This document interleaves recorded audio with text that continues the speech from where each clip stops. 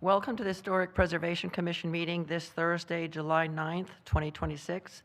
My name is Joan Keston. I'm the Vice Chair acting as Chair this evening. Hearings before the Historic Preservation Commission are quasi-judicial in nature. This is a design review process to determine if the proposed project is congruous with the special character of the historic district or landmark. Decisions of the Commission are based on the record of these proceedings, the Wilmington Design Standards for Historic Districts and Landmarks, and the Secretary of the Interior Standards for Rehabilitation.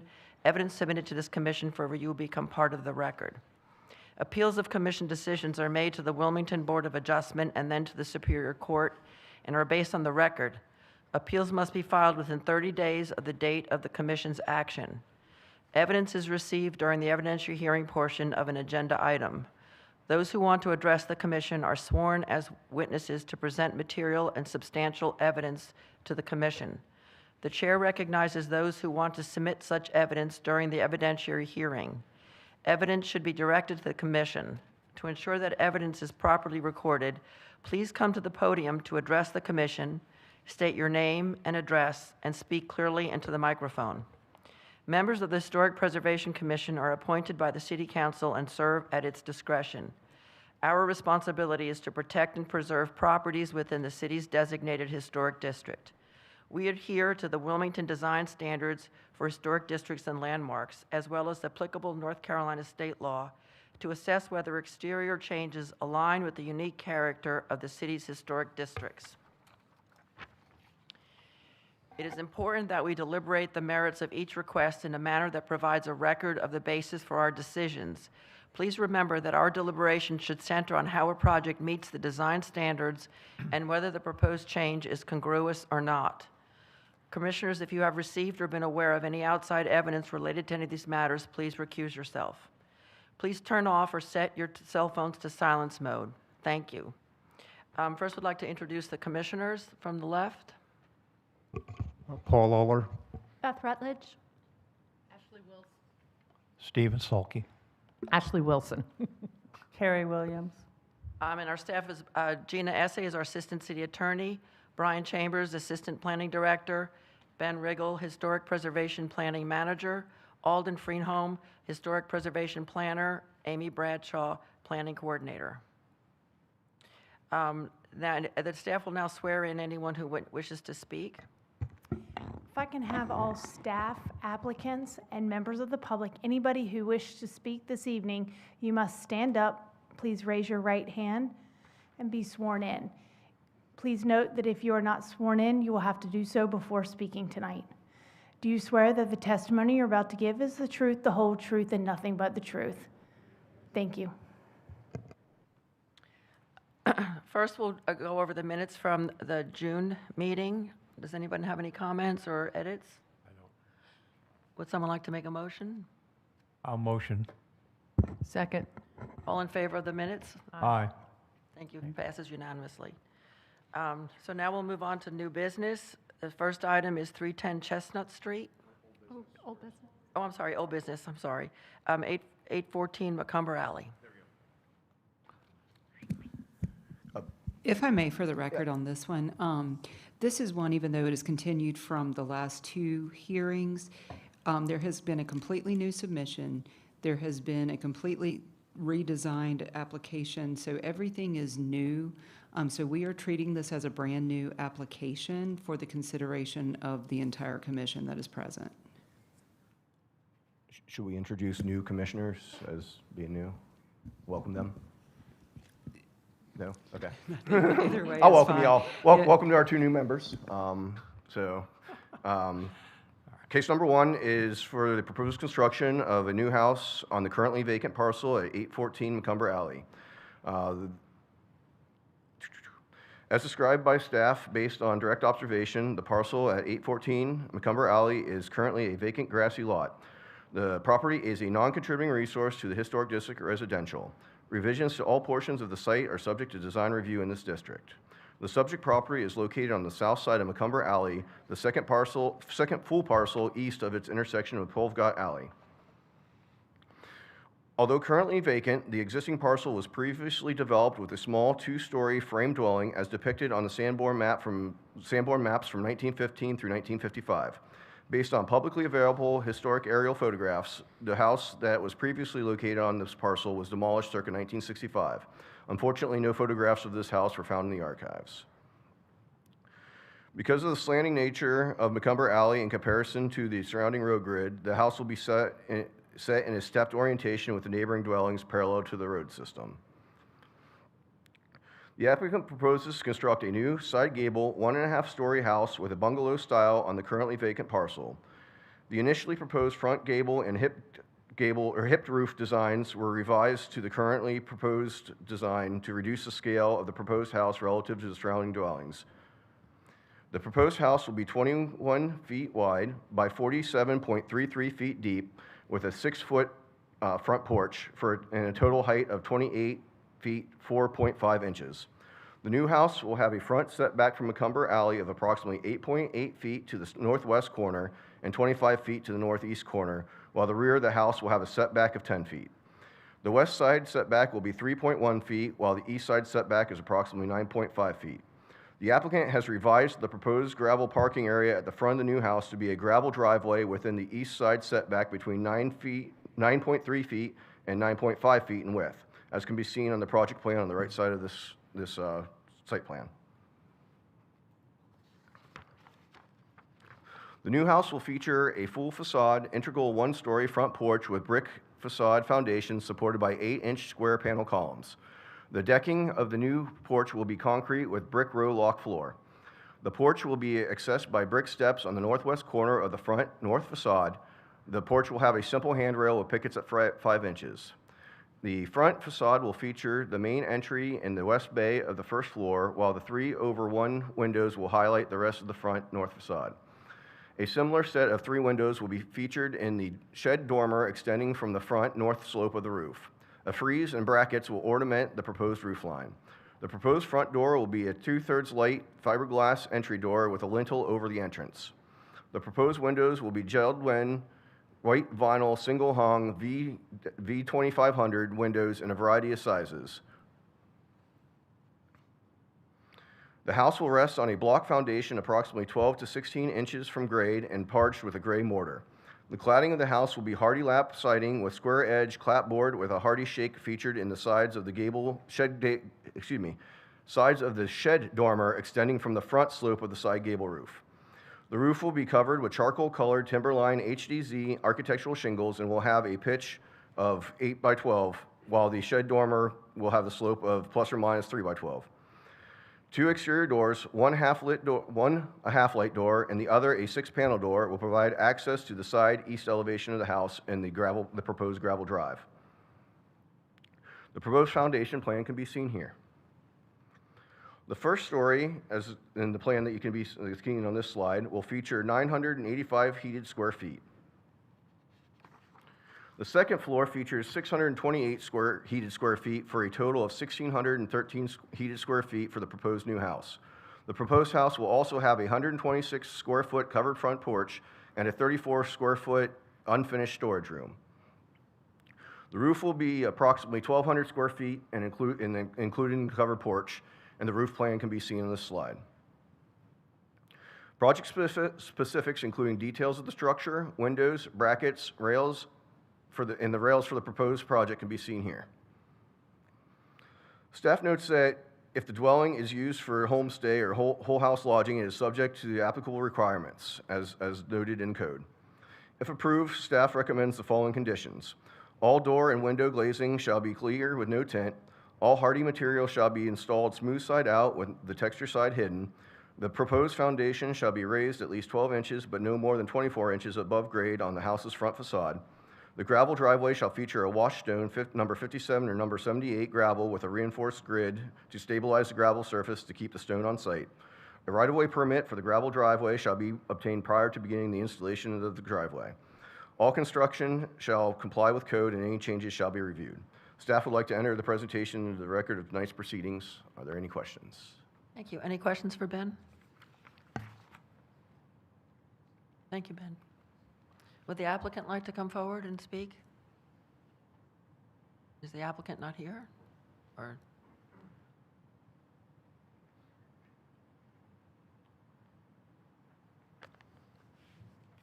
Please state your name and address. Kurt Andelson, 102 Mount Vernon Drive. Tim Johnson, 2316 Waverly Drive. Would you like to So, add anything to this? Yeah, we took the board's comments from last meeting into account and reduced it to a little bit smaller of a house with the little bit less overpowering, were the words from the last meeting, floor plan. 1.5 stories, similar to some of the other houses on the street. Speak into Mr. the mic, Anderson, please. can you put the microphone to you a little bit more? Sure, yeah. So there were some questions last time about having the stacked porches with the second porch looking a little bit overpowering compared to some of the other houses. The first meeting, I offered removing it, but the board said that it was fine to have it. But then on the second meeting, they kind of went and said it looks a little too overpowering, so we decided to do away with it completely, have a one-level porch more similar with the other houses on the street, and also do the 1.5 level floor plan, which is consistent with some of the other houses on the same street as well. So this is the new updated plan we came up with. Be glad to answer any other questions you guys have about it. Oh, parking as well. It was mentioned that parking is not generally appropriate only in front of the house. So with this floor plan being skinnier, we're able to fit the parking beside the house as well. Any questions to the applicant? Paul? No? Thank you. Thank you.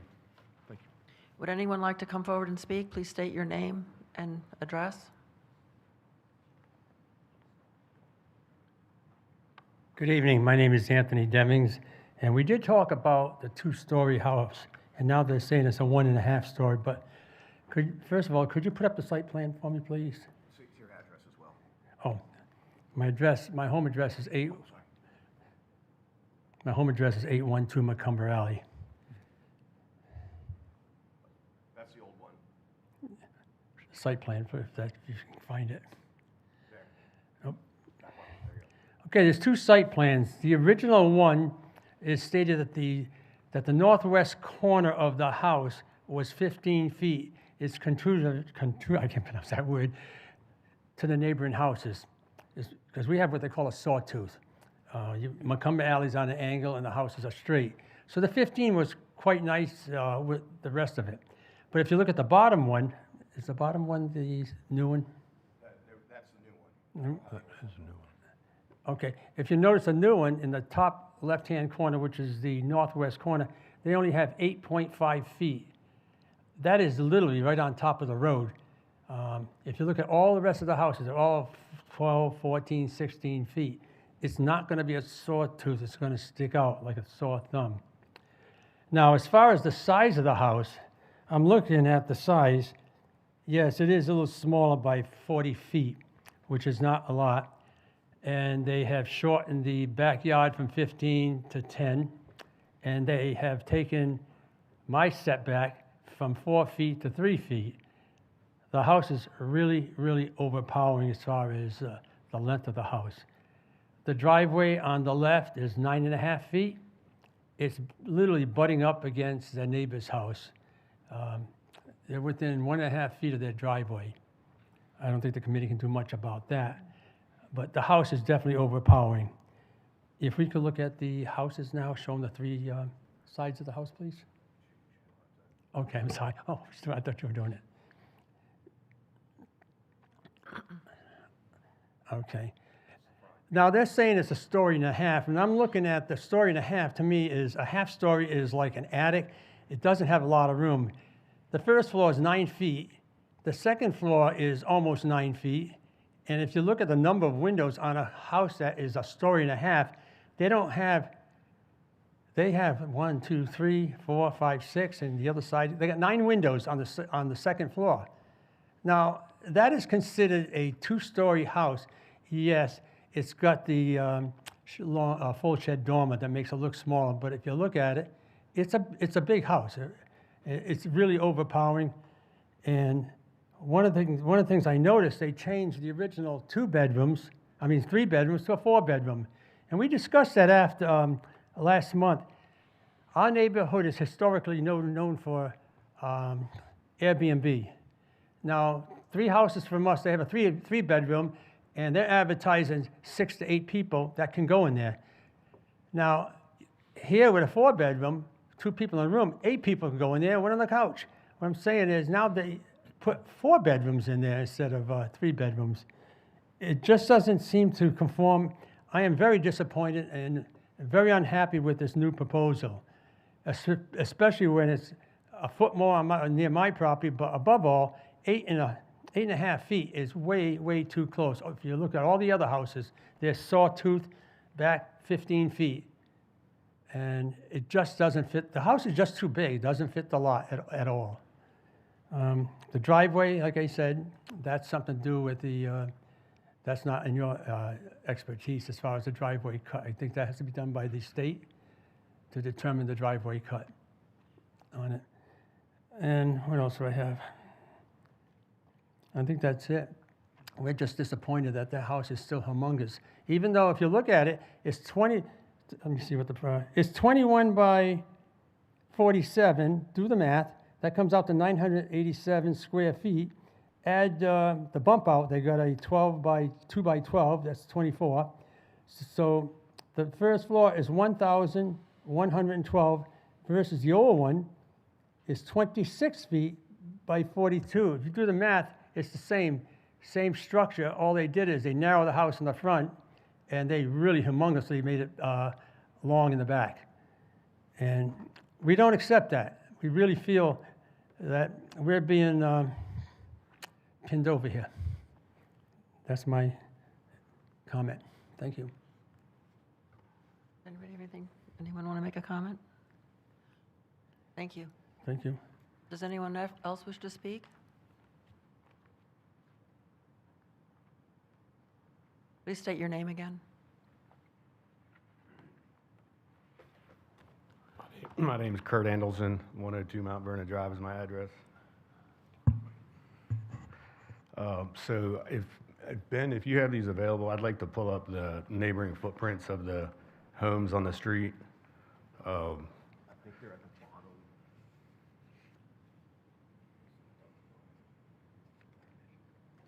Could you raise the mic too, closer, please?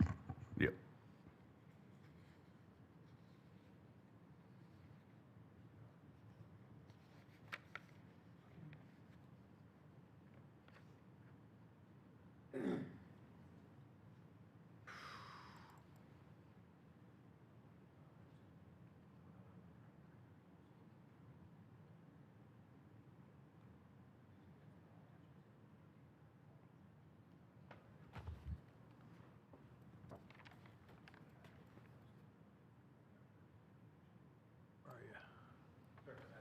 Thank you. So this first one, we've got 811 Macumber.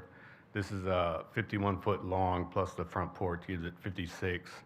Ours is 48.3, I believe, 48.3. This house has a width of around 28, which is obviously bigger than ours. If we go to the next one, we'll look at 816 Macumber. That's 47 plus 4 is 51, plus 5 for the back is 56. That is longer than our floor plan. 25 wide is also wider than our floor plan. If we go to the next one, that's 820 Macumber. It's a very similar floor plan, 22 wide. The main house is 41, the front porch is 8, so that's 49. And then it's got the rear areas, that's well over 50 feet as well. Same width, is a little bit wider than ours at 21. 22 and 3, so it's 25. Yeah, 22 plus 3, so it's actually 25 wide with the bump out. And then if we could go to the next one, that's 812 Macumber.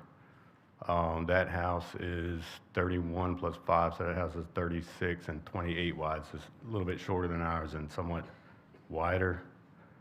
I think there's one more. 822 Macumber, that house is 46 plus 6, so 52 plus the 12 on the back porch, that's 60 some odd feet by 24 wide. Go to the next one, please, if you don't mind. 803 Chestnut, so this one backs to Macumber, but actually fronts on Chestnut. That house is obviously way bigger than ours. And those are pretty much all the neighboring houses, so. Heights. You're not The comparing heights are, heights. so that last one there is probably 30 some odd feet. That's a two-level house with a full attic. That's on Chestnut, right? Yeah, that's that one. If you go back to 820 Macumber, that's very similar to ours. That's got a fully finished attic space as the second level, which is what we modeled this floor plan after, to make it very similar to what else is on the street. So that house is, I don't have the exact height on it, but it's probably very similar to what ours is. Not out of line with where we're at 28 feet, which probably be a little closer to 27 with we've got a 2-foot height on the foundation estimated in there. It'll probably be somewhat less than that. And you got anything further? No, just also one of his discrepancies, the neighbors, was the amount of windows on the second level, which we took into account. Our first application, it was mentioned there wasn't enough windows, and so we incorporated windows on that wall to break it up and allow for the parking off-street. As for the setback from the front, since the alley's diagonal in nature, the 8.8 feet is the very short side, and then the long side, the house is 25 feet back. That's consistent with the other houses on the street.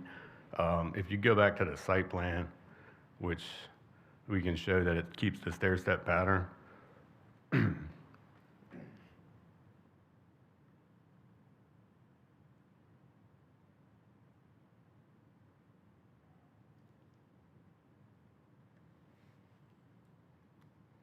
So you can see, we did get the surveyor to mark the house next door. That actually doesn't show their front porch. So if you look at the end of our main house and compare it to the end of their main house, we're a good 12 feet behind them probably, when you factor in the porch. And the one to the left doesn't show that porch either. So we feel like it's congruent with the look of the street.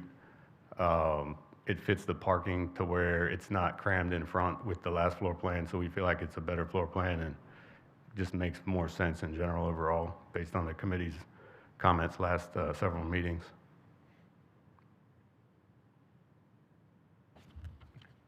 Any questions? Thank you. Thank you. Would anyone else like to come forward and speak? You have to come forward and state your name and address, please. Sir, were you sworn in? No. Okay, if you could please raise your right hand. And anybody else who came in after the meeting began, if you could please stand up, raise your right hand. Do you swear that the testimony you're about to give is the truth, the whole truth, and nothing but the truth? I do. Thank you. My name's Mike Belmonte. I live at 816 Gray Street, and I only have one question, is why is there 4 bedrooms? 4 bedrooms is going to make more people down there, and it's going to cause more problems with parking. That's my question. We don't really have jurisdiction on the interior of a home, so we can't really speak to that. So who do I go to address that? Gina?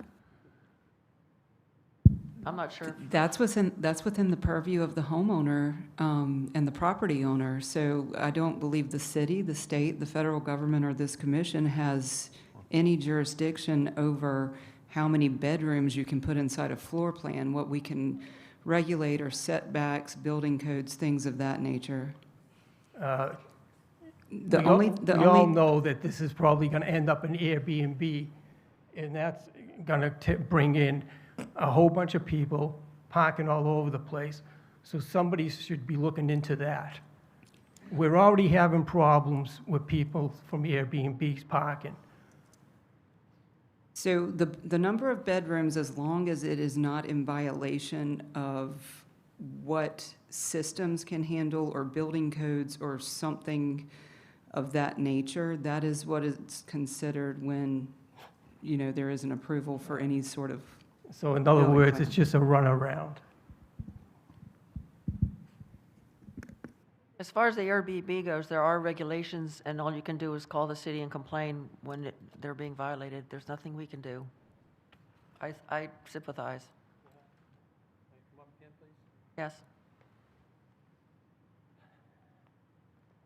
They were talking about, they were talking about the setbacks.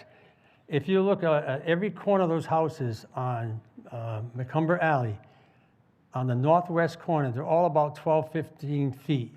They've only got 8 feet. You can do the math, and it will show that that house would be so close to the road. We're between 12 and 15 feet back from, wish I had a hand pickup up here. And it's too close. It's really, really close to the road. It's gonna overpower our house and other houses. And as far as that 4-bedroom goes, I know it's probably the building inspector and the zoning. I'm wondering if they had went to the zoning to change from the original 3-bedroom to a 4-bedroom. And that is very important. If you're gonna have 4 bedrooms, most of the time your families are not like 5 and 6 like they used to be. Most houses are 2 and 3 bedrooms in that neighborhood. And it's gonna upset the demographics of the neighborhood a lot. It's close to my house, which is fine, I'll accept that. But on the other side, it's really, really dangerous to the homeowner that it's so close to their property that it could impede on their foundation, because it's only 9 feet is their driveway, and it's only 1.5 feet from their foundation, from their property line.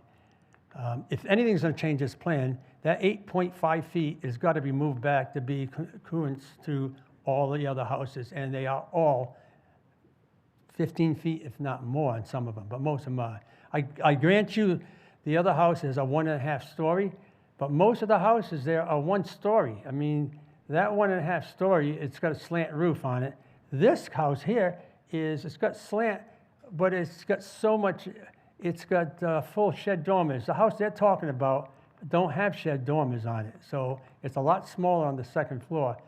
And 1,600 square feet in that neighborhood on such a small lot, it just doesn't go. We're gonna have problems. We're definitely gonna have problems with that house. It's too big, overpowering, overpopulated. And the 3 bedrooms I know was approved by the zoning, but I don't know if they went to zoning for the 4-bedroom. Because that is important because of the bathrooms and everything else. I can accept anybody who wants to comment. Well, we've already addressed the 4-bedroom, that we have no say over that, and Ms. Essay already responded about the bedroom, that there's no say. If some people can put how many bedrooms they want, once the house floor All plan right, is what approved. about the 3.5, the 8 and, what's it called? 8.5 setback is way, way too close. It doesn't conform to the neighborhood sawtooth. All those houses are sawtooth, and they can go back out there and measure it. Mine is probably about 12, mine's the smallest, but even 12 would have been okay. But 8.5 is just too close to the road, and it just doesn't conform. You go down our neighborhood now, and you can see all the houses because that's sawtooth, but this house here is gonna block that effect on the road. Because And is this the foundation question about the driveway? That's zoning, right? Yeah. That's been approved? They will have to get construction permits. We are just doing design review. No, I understand that what we're doing, but they would have to go through another step to make sure that that's acceptable. Oh, they have to go through construction permits, yes. All right. But I'm just concerned about right now, the 8.5 and the full 2 stories, 9.5-foot ceilings on each floor. That's not 1.5 story. That is not. And it's very, yes, it looks from the front, it looks smaller, but look at the side of that house. It is humongous. It is very, very long. And it's like, it just doesn't work. Thank you. Thank you. Does anyone else wish to speak?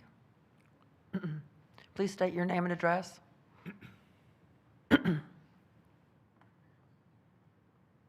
Hi, Jeff Schrader. I'm the owner of 807 Chestnut. And really, I just wanted to say that I am supportive of the project. I own the property directly behind it. This is the 3rd time here, and it just doesn't seem like a business-friendly situation to be in. If he's conforming to all the setbacks and requirements, I don't understand what the issue is, but that's just my 2 cents. Thank you. Can I ask one more question for him? You can come forward and speak. The gentleman that was just up here, if Please state your name again. Again, my name is Anthony Demings. The gentleman that owns the house behind him, that was 1 lot at one time, and the 1 lot is the person that now owns 814 Macumber Alley. They split that lot up. And that's why he's probably saying, because that lot was split. That's a conflict of interest because that was owned by one person before, and it's the present owner that owns 814 also owned the house behind where this gentleman lives now. That's conflict right there. Thank you. If the deed was created, it was a legal transaction, so there's no conflict of interest. Does anyone else wish to speak? So we'll close the evidentiary portion and have a deliberation by the commission. Does anybody have anything they want to say? I think one of the things that that I was struck by was how we now have data about the massing on the other properties and how this would fit in with those other properties in terms of depth and width. We are asked to consider congruity in the district. This is a special street, but designs of this nature are found several places in the district. And from what I'm seeing, I am not seeing enough evidence not to allow it. I think the design is honoring all of the standards that we're asking for. That's this is my take based on the evidence. I think every suggestion that we've given them, they have followed through. Right. And bent over backwards to too many windows, too little windows. The porch. The porch upstairs, they have bent over backwards. Not everything in a neighborhood is going to be one story. Right. And even on the alley, it's not. We do have some 1.5 stories. It's Yes, there. There is congruity has been established. Yes. So, yeah. Anyone else? Steve? No, I'm good.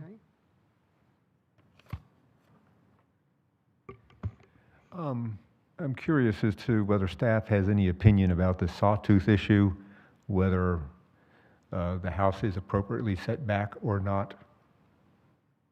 That is a decision for the commission. I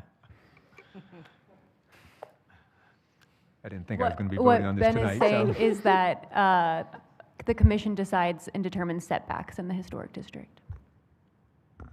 I guess my question is to the fact of whether it's set back appropriately or in a congruent fashion or not.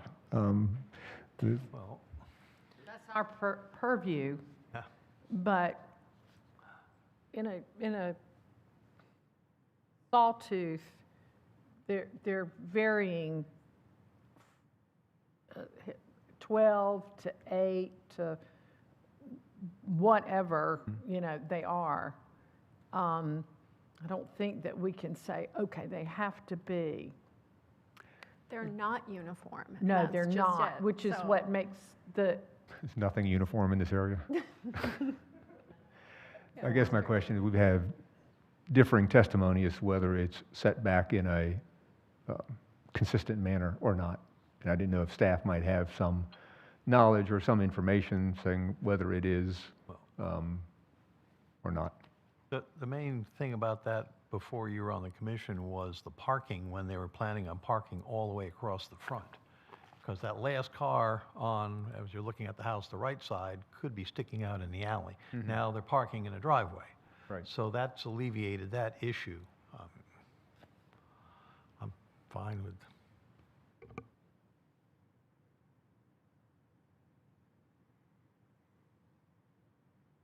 We have a huddle.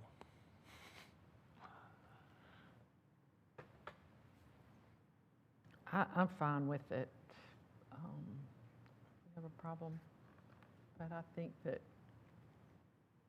they have gone. Ms. Wilson, if you could talk into your mic. Is there a problem you want to speak of first? We're just discussing if any questions. I don't want to get us in trouble here. There was a question posed to staff, and they were looking at me for guidance on how to answer that should questions go to them about, whether something is proper or appropriate or something of that nature. Can I will say it will be set back from the neighboring house and set forward of the other neighboring house. So it will be in sawtooth fashion? And yes, Yes, I'm not sure okay. the extremeness of it. I did not measure anything. Sure. But it is not going to be forward of the neighboring house. Will not be forward of the neighboring Yeah. house. And do other houses do that on the block? They are not uniform. So you'll have some that are in front of others? So, yeah, some further back, and some of them have porches. So if you take into account the porch as well, that changes around measurements as well. Okay. I don't think the mic is on. Sorry. Okay, do I need to say it There all you over go. again? Sorry, yes. I don't remember what I said. It's not uniform, but it will not stick in front of the neighboring, the eastern house, and it'll stick in front of the western house, but behind the eastern house. I'm just not sure the extremes. But no, the other houses are not uniform in setback as well. But they do in a sawtooth pattern, and so, yep.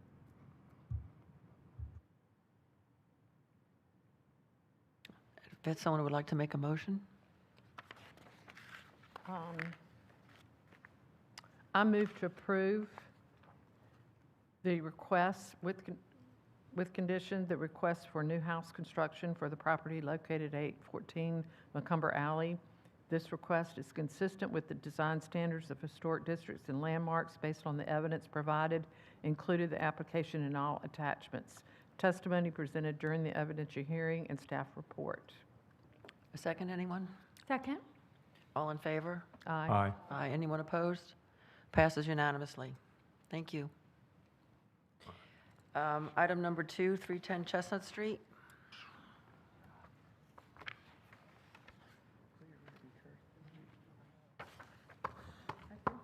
Same. I do too. I do too. Should we do our thing? Okay. This is Thalian? Okay. Okay. Before you present the item number 2, I need to disclose that I serve on the Capital Campaign Committee of Thalian Hall. I have no personal or direct benefit to my involvement with that. Okay. Thank you for clarifying.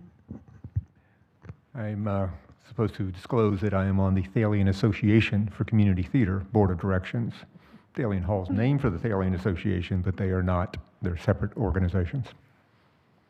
Thank you again for your clarification. All right. There's no direct or indirect benefit that I know of. Okay. Good evening, Commissioners. Agenda number 2 is for 310 Chestnut Street, also known as Thalian Hall. Alden, I'm sorry, I'm going to interrupt. Can we just get a confirmation that you are not recusing yourself, there is no conflict, and you are remaining impartial for these proceedings? I am not recusing myself, and as I notice, I know of no direct or indirect benefit, save that the better Thalian Hall is, the better it'll be when Thalian Association puts on a show there. Okay. And you are remaining impartial for these hearings? Remaining impartial.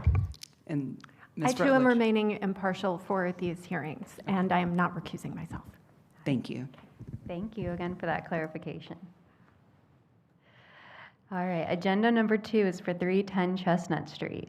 The request covers additions, renovations, and restorations to Thalian Hall across all 4 facades. 310 Chestnut Street is located on the northeast corner of the intersection of North 3rd and Chestnut Street. Within the historic district, in this district, all facades are subject to design review. The building is a contributing resource to the local historic district. These archival photos show Thalian Hall circa 1900 and then the north side circa 1987. Adapted is the description from the National Register survey. Thalian Hall is a monumental Italianate and Greek Revival building constructed circa 1855, featuring paired arched windows under a large arch hood, pediment portico with exaggerated Corinthian columns, pilasters, and deep eaves with medallions. The circa 1987 north side image shows the building prior to the 1989 edition, which will provide context for the proposed north facade improvements described later on. These are 3 sandbore maps documenting the evolution of the site from 1910 through 1955.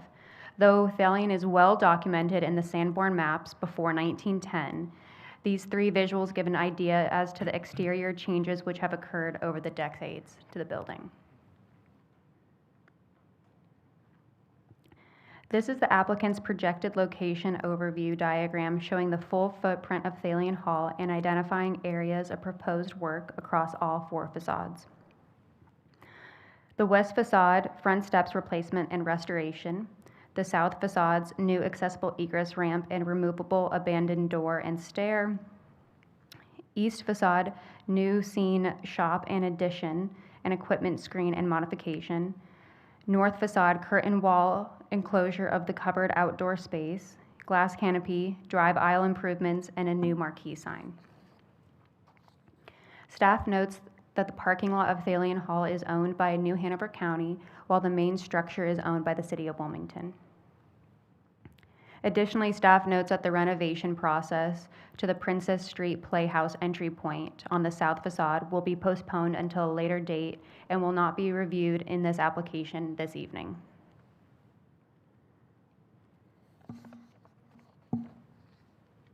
This aerial site plan is showing the full property proposed plans from above.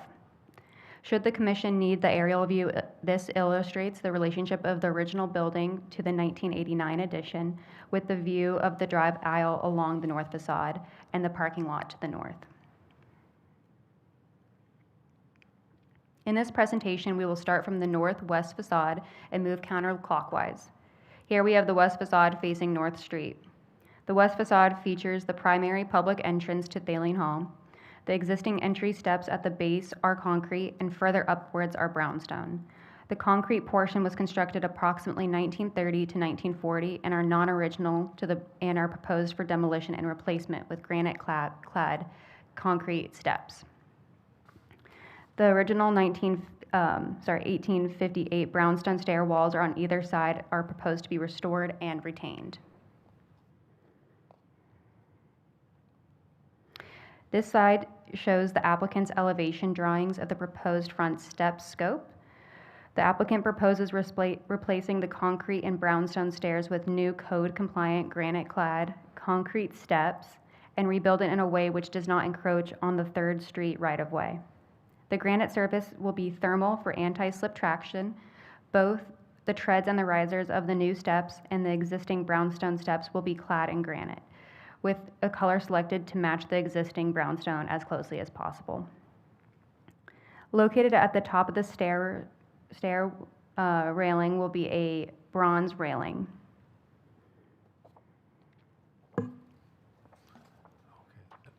This slide shows the proposed granite material sample and the existing deteriorated condition of the front steps. Here we have the photographs of the existing bronze pedestal light fixtures and plaques on the west facade looking north. The existing bronze pedestal light fixtures and proposed are to be restored in place. The existing brownstone stair walls are to be restored and not replaced, as said before. All plaques and commemorative engraved stone tablets preserved in their current locations. This slide shows the existing front entry and the historic bronze entrance. Doors proposed for restoration. The applicant proposes restoring the existing bronze entrance doors, frames, side lights, and transoms. Restoration is to be performed by Ellison, who is the original manufacturer using their 1939 Project Archive records. We now move to the south facade, facing Princess Street. Again, staff would like to note that the main entryway on Princess Street will not be a part of this review for this evening. The slide shows the photograph on the southeast corner looking north alongside the proposed ramp and entry plan. The south facade includes two components: a new exterior egress door, an accessible ramp at the backstage area of the 1989 addition, and demolition of one existing abandoned door opening with its stair landing. The new ramp wall will be concrete masonry with a stucco finish painted to match the 1989 addition. The ramp will receive open railings to avoid creating a concealed space. This slide shows the existing south entry going from the former center. The abandoned door opening will be removed and converted to a recessed wall by plaster and paint to match the other closed openings on this facade. The south facade work is limited to the 1989 addition area and the backstage component. No original 1855 fabric on the south elevation is proposed in this alteration. We now move to the east facade facing North Street. This side displays the existing rear elevation looking west, with partial east elevation plans. The east facade scope includes the new scene shop addition extending towards North 4th Street, with a relocated loading dock and modifications to the existing brick equipment, screen and painted steel gates for new transformer and generator equipment. A new dumpster enclosure is also proposed at the south end of the parking lot. The scene shop addition exterior finishes will match the surrounding 1989 addition. EIFS painted white with 1-inch reveal joints, parapet height to match the 1989 building. A new and modified portions of the brick screened wall will match the existing in detail and finish. Next, we have the north facade, which is facing Chestnut Street. This is an existing facade. The north facade currently features columns of the 1989 addition with covered outdoor spaces between them. The drive aisle runs adjacent to the building along this elevation. The 1989 addition was originally designed with a glass canopy over the drive aisle that was never built. This current proposal includes the constructing a new exit on the northeast corner below the current window and constructing the canopy originally intended in 1980, followed by enclosing the covered outdoor space with a glass and aluminum curtain wall and installing a new marquee blade sign.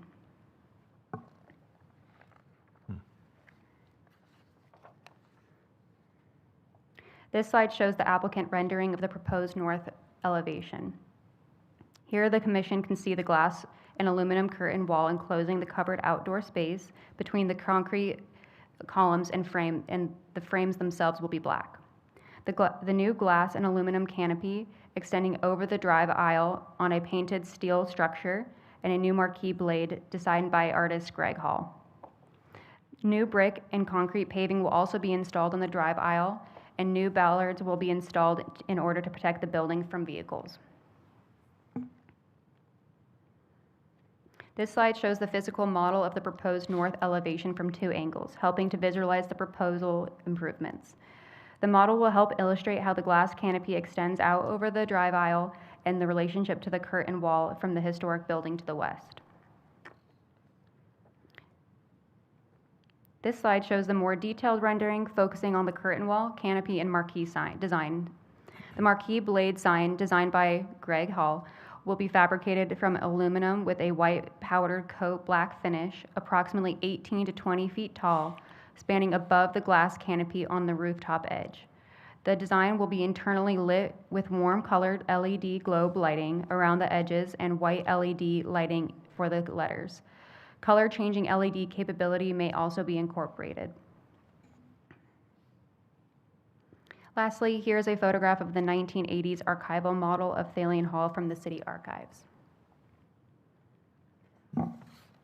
If the Commission elects to issue a certificate of appropriateness for this request, staff recommends the following conditions be applied. 1, signage requires separate sign permitting review and approved by the Historic Preservation and Zoning staff. All windows shall be clear with no tint. No mature trees shall be removed as a result of this project. All construction complies with applicable codes and permits. Any changes will require additional HPC or staff review if minor in nature. Staff would like to enter the presentation and report on the record of tonight's proceedings. Are there any questions? Thank you. Any I got questions? one- On the granite for the steps, you said it's, my great aunt died because she slipped on granite steps, some kind. These hear have something so people can't go slipping? Right. So I'll go back to this page right here. So it will almost be a anti-slip honed granite. You can kind of see Yeah. it's not going to be a slick maneuver. It'll be thermal, so it'll be anti-slip. So your foot, okay, all right. I was trying to, okay, Or slip resistant. okay. Alden, did you mention something on Princess Street that was not being considered tonight? Correct. The entry to, here, I'll go right here. So on the lower half of this description right here, this picture right here, there is the Princess Street main entry to the play hall. Right. That is currently not under design review. That is going to be pushed to a later date. Okay. Anyone else? Thank you. Yeah, of course. Thank you. Would the applicant like to come forward?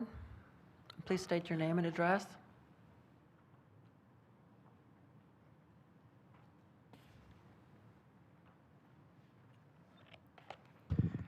Good evening, Shane Fernando, and my home address is 1915 Market Street. And I'm John Sawyer, architect. My office address is 124 Market Street. Thank you. Would you like to add anything or explain anything? Let's see, well, I did want to speak to the intention of the blade sign, and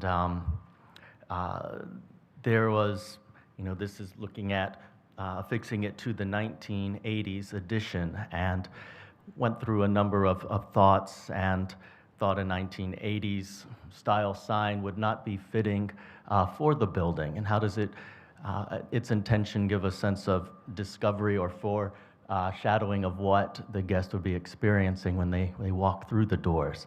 And so we took guidance from the interior of the historic main stage, which its current layout, proscenium, and color scheme is based in its 1909 appearance.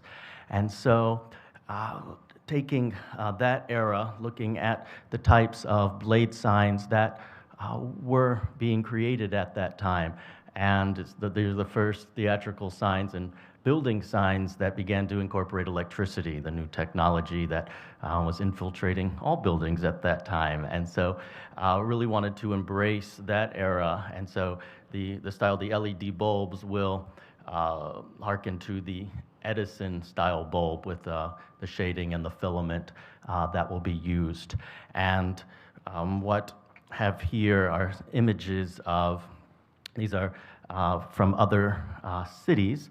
The one at the top there with Olympia is Boston, circa 1910. Below that is the Astor Theater, circa 1905 in New York. Then we have the Booth Theater, one of my favorite theaters in New York. And this is circa 1912, named for Edwin Booth, who actually great Shakespearean performer of the 19th century who also performed at Thalian Hall. That blade sign exists today. It's a different sign that is here. Then we have the Hudson Theater, New York, 1910, and below that, the Royal, also this circa 1920s in New York. And then did some preliminary just digging, and there's, we go to the next group with the Wilmington. Let's see, is it down below? Yes, so these are between the turn of the century, late 1890s through the 1970s, there were 40-some theaters in downtown Wilmington, which is remarkable and also heartbreaking. Thalian Hall was there before them, and she still stands after all of them have met wrecking balls or fires or other their sad demises. And I thought I'd choose a few that that are representative of the sign and the era. First is the Royal Theater, which is across from the post office, or was, next to the Orton Hotel. And this, that whole area burned in the 1940s. And you can see its blade sign, and below, I just love this image. This is looking straight on. This is in the 1920s. But you see the edge of the blade in the center above the entryway. I love that photograph. And then moving on, this is a little later, but this is the Victoria, actually built in 1912. This is at 2nd and Market. So you have Slice of Life, and then you have the empty lots there. So this corner is looking at where that empty lot is. And believe it or not, there was almost a 1,500-seat theater and then a coffee donut shop on the corner in that lot that extended back. And so you could see the Victoria, its sign, which is more horizontal, but it has the Edison bulbs in that sign. That theater then became the Carolina Theater in the 20s, and then the Colony Theater, which is this is a later, scrolling down, later image of that same theater, looking at the mid-1900s. So anyway, I just wanted to pull those examples just so you could get an understanding of the intention and the inspiration of the blade sign that's being proposed. I don't know if there are any questions about that. No. Questions? Thank you. There was a question about the granite. Yeah. I do have a sample of like- what the thermal finish is like. Would you like to see this? Sure, my Aunt Ruth would love it, yes.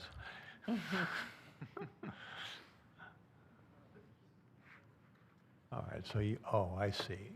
See, in the picture, it looks like, so yeah, that's pretty hard to, yeah. I think the ones she slipped on were a little more polished than a bank. Thank you.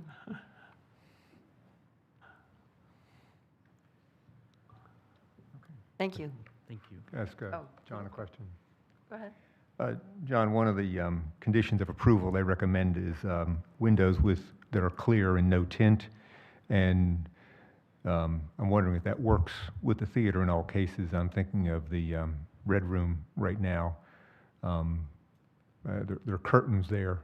So when you obviously want to control the light more than in most situations, I'm just wondering if that provision works for Thalian.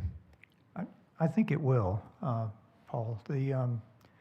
All of the glass that would impact the Wildcat Cafe, most of it is north-facing. All of the Chestnut Street side is north-facing. It rarely gets any direct sun. The only thing I would say that we are starting to do more and more is we use bird-safe glass.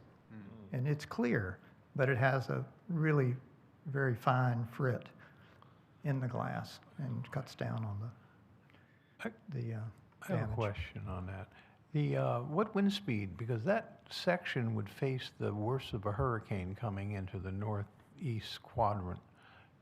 How much wind can that take? We design all the openings for, it works out to about, we design for 140 mile an hour wind. Okay. There are different factors you use to get a load on the glass per square foot. It's both pressure and suction. Okay. Because on the leeward side of the building, you have just as much load pulling the window out of the building. So, yeah, we are designing to the North Carolina Building Code, and it tells us what those loads have to be. Okay, thank you. One other question on the ramp on the Princess Street side. Yes. About how far into Innis Park will that be extending? It extends into the park about 5 feet. Okay. It parallels the wall of the building. Right.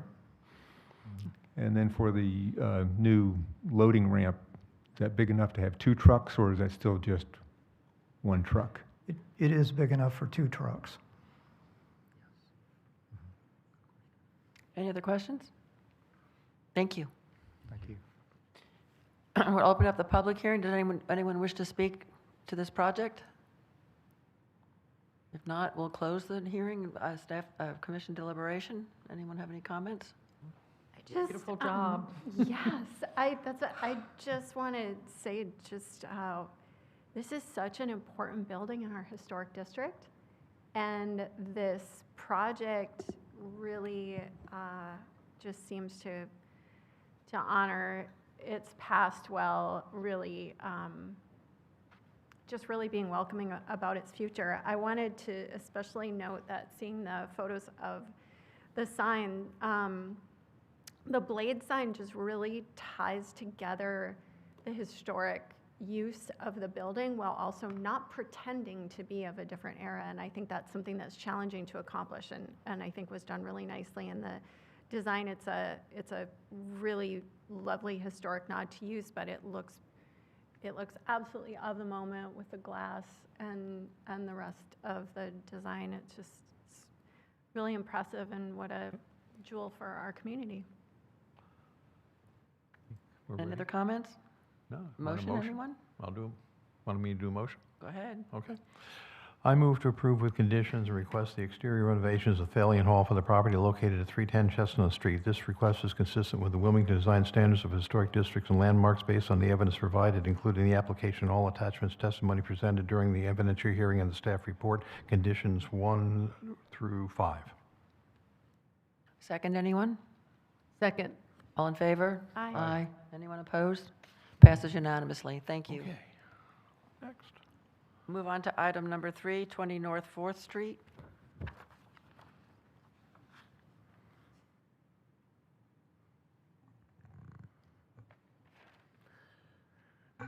Hearing 3 is a request for a proposed expansion of 3 existing window openings and an addition of 1 new window at 20 North 4th Street. As described in the Wilmington Historic District Boundary Expansion Report dated 2003, the former New Hanover County Law Enforcement Center, constructed from 1978 to 1980, is a large, postmodernist, 3-story brick building oriented towards Princess Street with its back facing towards Market Street. It is an asymmetrical building with sharp geometrical shapes cut in the facade. Staff notes that in October 2004, New Hanover County closed the jail and moved to a new facility. First Baptist Church purchased the property in July 2005. The building was renamed the Harrelson Center shortly thereafter and was repurposed for use as a building, or as an office building. The subject building is a non-contributing resource to the Historic District HD because of its age. Revisions to all facades of the building and the site are subject to design review in this district.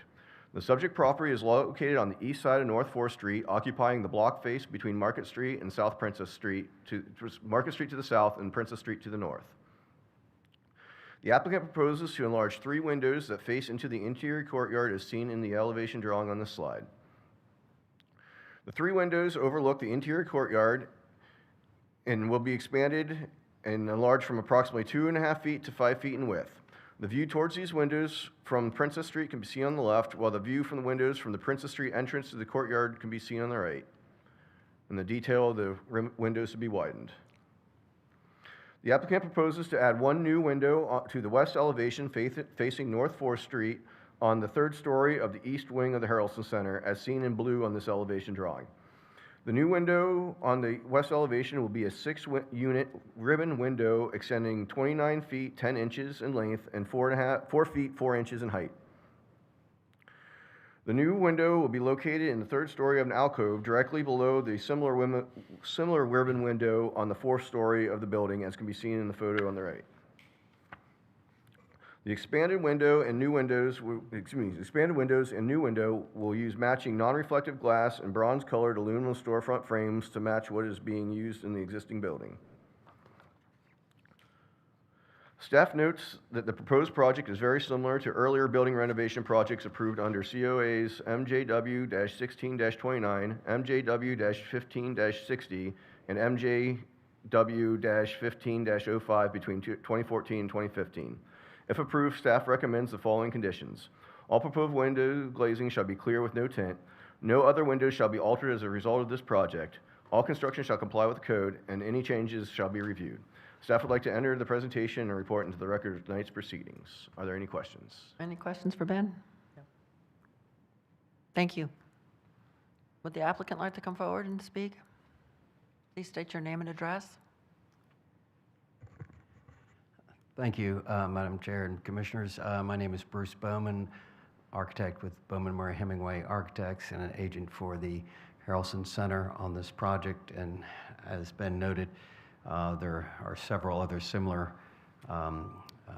examples of how we've increased windows from elevated jail perspectives down to normal office environment. And this is the last major renovation for the building, which is now going to be at full occupancy. And so they're just delighted with this, and they want to take advantage of introducing some new natural light and views to the courtyard for those new office suites that they're generating. Any If there's questions? any questions, I'd be happy. Gotcha. Thank you. Okay. We'll open up the public hearing part. Does anyone wish to come forward and speak to this project? And we'll close the public hearing.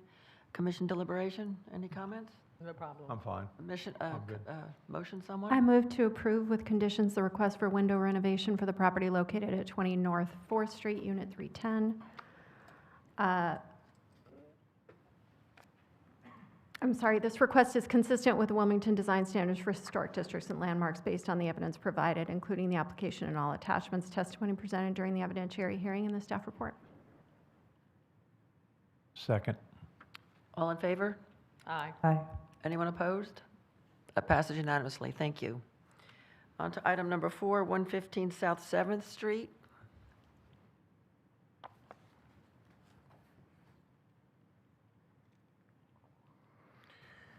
Hearing 4 is for a request for the proposed installation of a new concrete paver walk along the edge of an existing gravel easement. I would like to note that Commissioner Keston sent me an email yesterday, July 8th, that said, quote, "I have a question regarding 115 South 7th Street for tomorrow's meeting. They refer to an alley maintenance agreement, and their narrative says that pavers are not desired. Are pavers allowed in the agreement? That something we should know about to make our decision? I will provide my answer to this question within the presentation so that all commissioners and meeting attendees can be apprised of the same information. As described by staff based on direct observation and project archives, the house at 115 South 7th Street was constructed circa 2017 and is a 2.5-story single gable dwelling featuring a 2-story shed roof porch supported by square columns. The roof line is highlighted by 2 front gable dormers and exposed rafter ends under the eaves. The subject property is a non-contributing resource to the Historic District residential because of its age. Revisions to all facades of a building and site in this district are subject to design review. The subject property is located on the west side of South 7th Street, the 4th house north of its intersection with Orange Street. The applicant proposes to install a concrete paver walk measuring 30 inches in width and extending approximately 132 feet along the south side of the house, adjacent to an 8-foot gravel access easement as seen in yellow on this site plan. As to Commissioner Keston's email question, it is my understanding that the maintenance agreement applies solely to the gravel easement, but the applicant is proposing to install the paver walkway fully within their property outside the easement and its maintenance agreement as seen in the site plan. The proposed location of the paver walkways can be seen in these 2 photos. The yellow marker line, denoted by a red arrow on the right photo, shows the approximate property line, which will serve as the edge of the proposed walkway.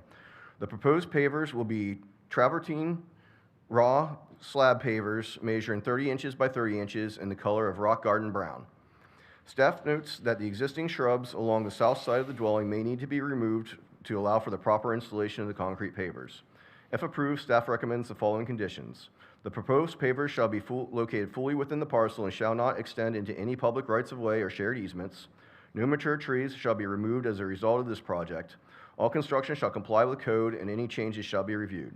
Staff would like to enter this presentation and report into the record of tonight's proceedings. Are there any questions? Ben, is there anything to do with impervious surface on this or anything to do with emergency vehicles? And I mean, to me, it's not blocking anything. It's on private property, so it's I do believe the alley is private easement as well. All right. So it wouldn't affect the utilities of the other homes? Because that was As far as I'm aware. Because that was the objection of the pavers, right? I wasn't involved in the original. That was a comment made in there. That was the easement side. So that was that was a different agreement. Okay. Was there anything in the certificate of appropriateness from when the house was built that this affects, or any connection? Let me see, I've got to think back here. I did look at that. It was, I don't have it in front of me. It was 2017, the COA was issued.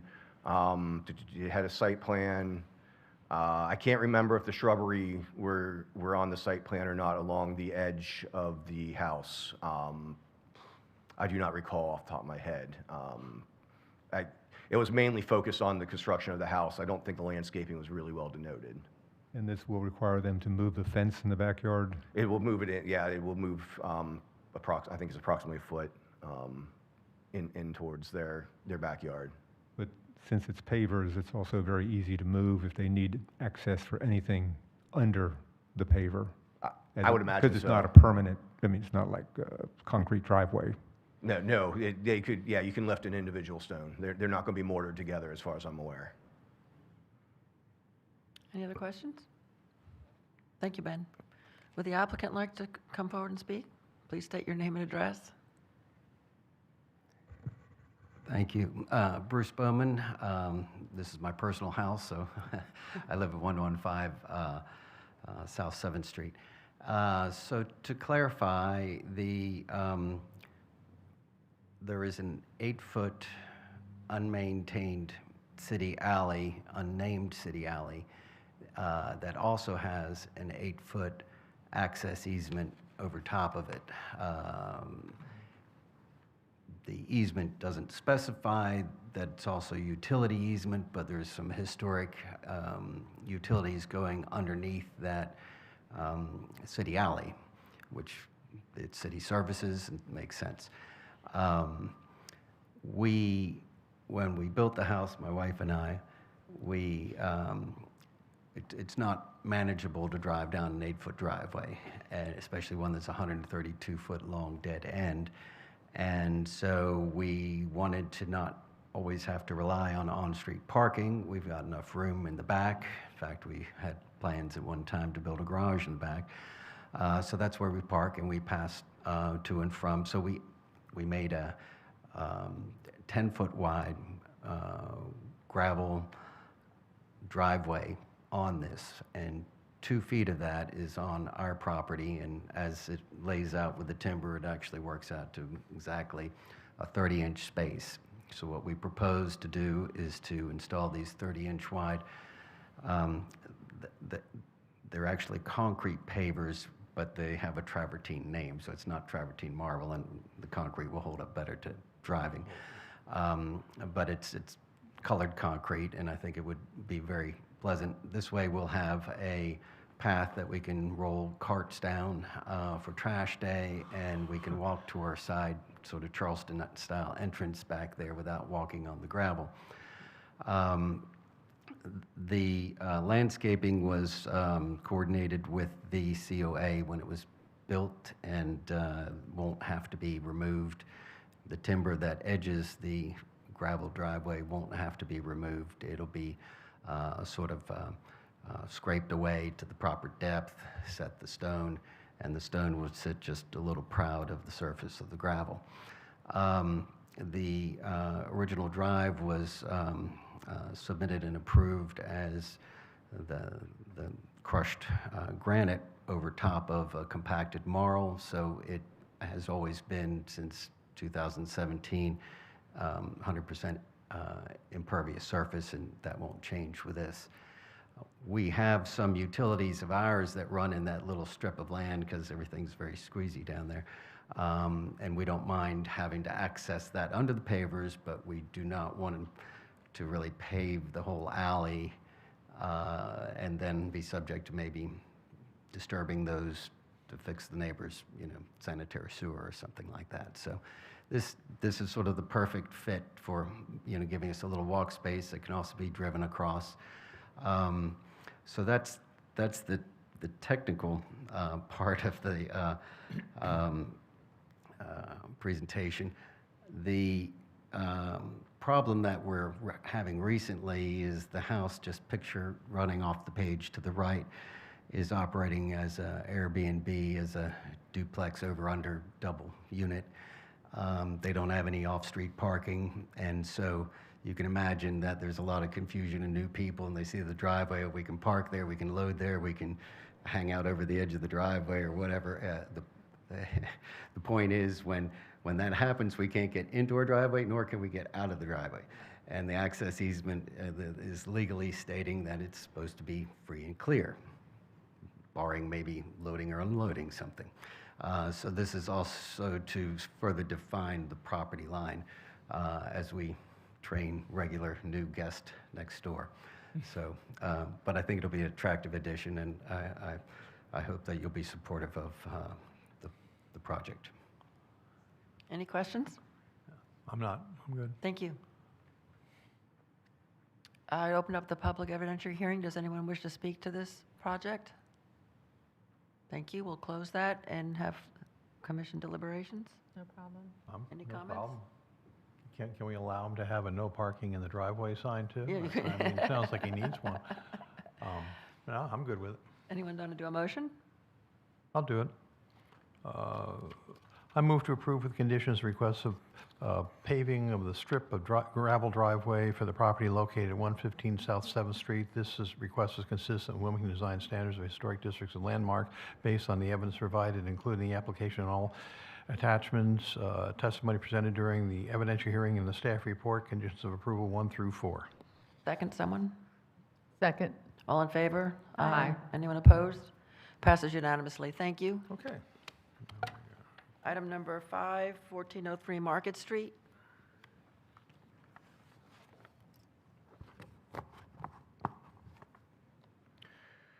Case number 5 is a request to change the window type of 2 windows at 1403 Market Street. As described in the Carolina Heights Historic District National Register report dated 1999, the Trinity Methodist Church, constructed circa 1921, is a neoclassical revival building clad in a rough texture yellow brick. The primary facade features a gable front with an engaged monumental portico in the temple form. The portico is supported by fluted tile Corinthian columns connected by wooden balustrades. A closed pediment composed of tile, wood, and pressed metal contains a decorative tile wreath and a cross set in a foliage bed. A heavily molded metal cornice is supported by an acanthus leaf modellos and dental course. 2 flights of steps lead up to the portico. The building also features arched windows along the facade. A 2-story educational building was added to the rear of the church in 1948.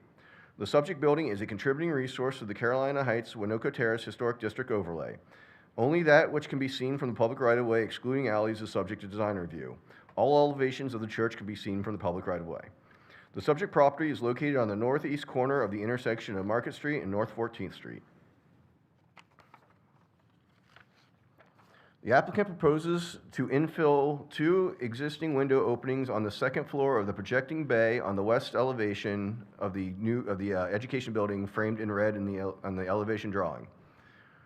The proposed window infill, highlighted with the red arrow in the photo on the left, will use aluminum storefront windows to match similar windows replacements approved for the first story under COA MJW-11-2608, approved by the HPC in August of 2025.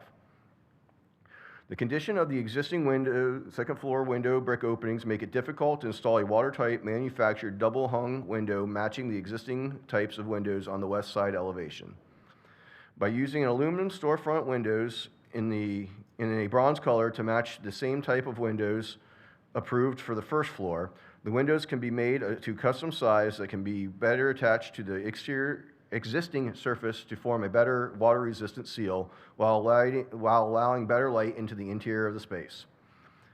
You can see the proposed windows to be added on the rendering on the left.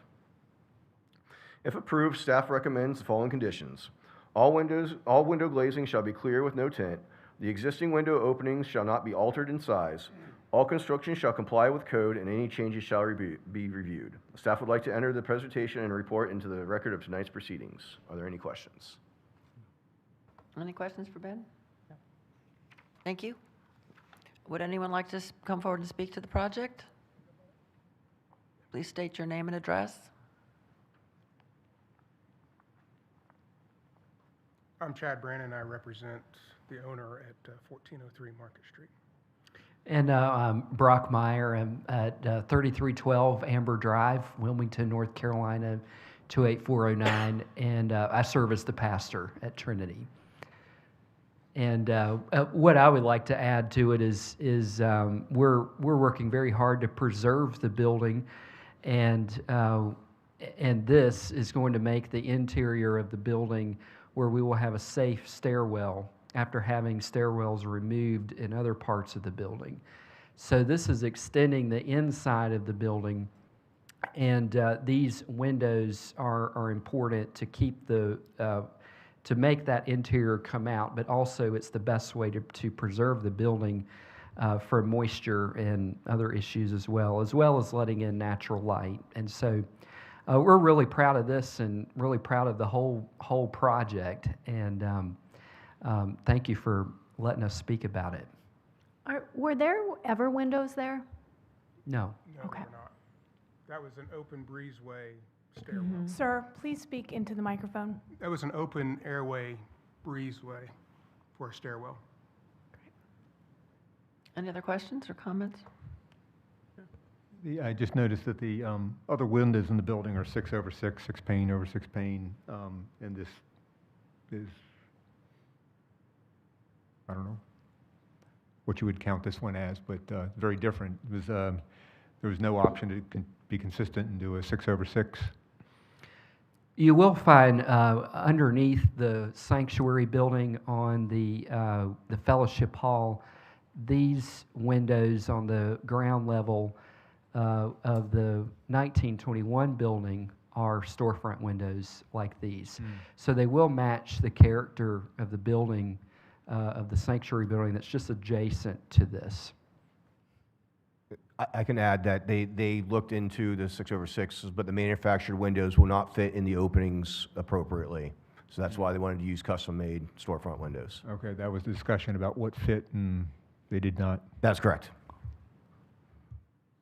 Anyone else? Thank you. Would anyone else like to speak to this part of the public hearing? Thank you. We'll close that. Commission deliberation. Any comments? Motion, someone? I move to approve the request for, to change the window type for 2 windows on the building for the property located at 1403 Market Street. The request is consistent with the Wilmington Design Standards of Historic Districts and Landmarks based on the evidence provided, including the application and all attachments, testimony, and presented during the evidentiary hearing and staff report. Motion, second, anyone? Second? All in favor? Aye. Aye. Anyone opposed? Passes unanimously. Thank you. Moving on to item number 6, 1812 Grace Street.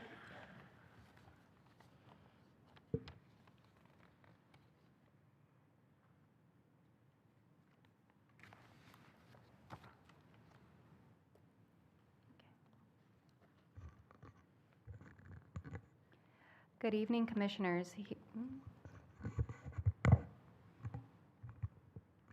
Good evening, Commissioners. Hearing 6 is for the property of 1812 Grace Street. The request covers 4 components: removal of the existing front portico and replacement with a full-width porch, replacement of the front door with a mahogany door and new hardware, installation of exterior light fixtures, and construction of side additions on the west and east elevation. The property sits on the south side of Grace Street, 3 parcels west of the intersection of North 19th and Grace Street, located within the Carolina Heights Winoka Terrace Historic District overlay. The building is a contributing resource, and only work that is visible from public right-of-way, excluding alleyways, is subject to design review. The facades subject to design review are the front north and both sides the west and the east.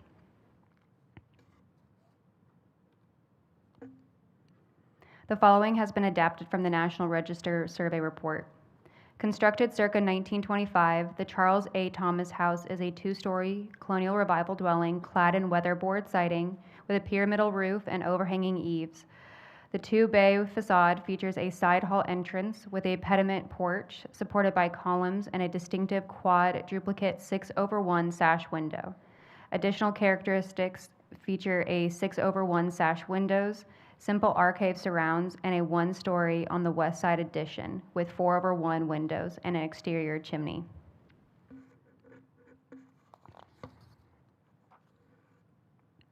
This slide shows the applicant's photograph of the existing front elevation alongside the agent's proposed elevation drawings. The existing front elevation features a pediment portico, a 6-panel front door, a quadruplicate 6/1 sash window to the west of the entrance, and paired with a 6/1 sash window on the second story. 4/1 windows on the west side addition shall remain original and intact. The applicant proposes to remove the existing covered front porch entry portico and stoop and replace it with a new covered front porch along the front of the home. Approximate height of the new porch is 11 feet and 6 inches in height, which includes the foundation. The proposed depth of the porch is approximately 10 feet. The porch will sit 18 feet and 7 inches from the northern property line along Grace Street. The proposed work consists of reconstructing the front porch with a brick foundation and half columns to match the existing brick foundation. The porch will feature a 12 by 24 Montauk blue slate tile floor, painted wood columns, and a painted tongue and groove wood ceilings in Sherwin-Williams Tradewind Paint Blue. The porch steps and walkway will be reconstructed using the brick to match the existing material in color, size, and pattern. This is a staff photograph of the front elevation looking east. The view provides context for the scale and setbacks of the existing portico relative to the facade. Additionally, the scale of the neighboring porches, such as 1816 Grace Street, as seen in the background. 1816 Grace Street is 2 parcels east of the topic of the structure we're discussing today, also known as 1814 Grace Street. This slide compares the existing front door with the proposed replacement. The existing door is a 6-panel door, and the applicant proposed replacing it with a 40-inch wide mahogany door with medium dark stained finish. The door hardware will be Baldwin Pasadena in oil rubbed bronze finish. A 3-light transom is also proposed above the doorway.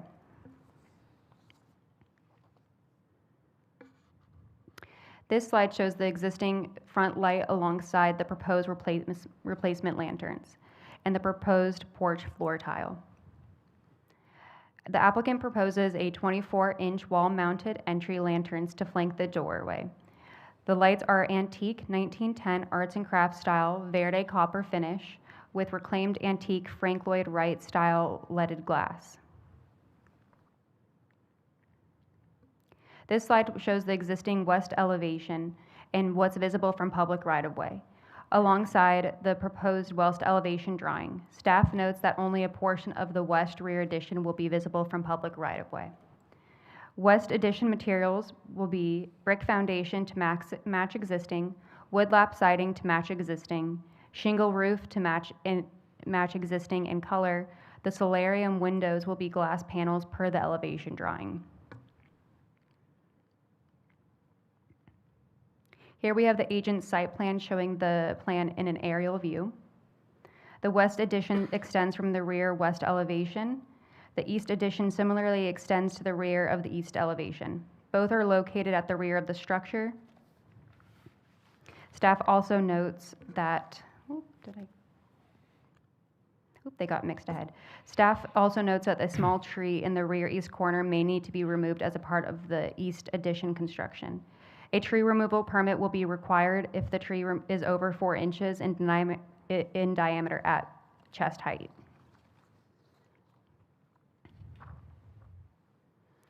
This slide shows the existing east elevation as visible from public right-of-way, alongside the proposed east elevation drawing. The east addition materials match the west addition with a brick foundation, wood lap siding, shingles roofs to match the existing in roof and color, and the west addition only a portion of the, again, as the west addition has as well, only a portion of this addition will be visible from the public right-of-way. The windows, the staff notes the windows will not be a part of this review for this evening and will be submitted at a later date. This slide shows the applicant's inspirational photographs and renderings submitted to illustrate the design intent. Staff notes that these were submitted as inspirational only, and the agent has confirmed that some details in the gray renderings do not accurately reflect the proposed work. The commission should rely on the elevation drawings and material specifications rather than these images when evaluating this proposal. If the commission elects to issue a certificate of appropriateness for this request, staff recommends the following conditions be applied. A tree permit must be obtained prior to removal of any tree over 4 inches in diameter at chest height. The metal roof shall be a flat channel roof with no striations. All windows shall be clear with no tint. All construction shall comply with regulations and requirements imposed by Land Development Code and Building Code. Changes to the project that described in the application and submittals shall be reviewed by the Historic Preservation Commission, or if minor in nature, by the Historic Preservation staff. Staff would like to enter the presentation and report on the record for tonight's proceedings. Are there any questions for staff? I have one. The columns on the front porch, are they craftsman style or rounded? I was having trouble with the pictures of, I couldn't tell if they were square or round. Are you asking my, I would say my expertise or staff opinion on this? I'm asking if anybody knows if those are squared or round columns. I have seen them on Colonial Revival style. The existing ones? Oh, so those, The existing are round, Oh. but on the front, the one, the picture showing current, right now, what are yeah. those columns? Are those like a craftsman squared, or is that a round column? they're going to be rounded. Round. Yeah, That's they're like right. Okay, tapered that's why round, I wasn't sure. Some of the So- pictures look almost like they're squared. Okay, that's good.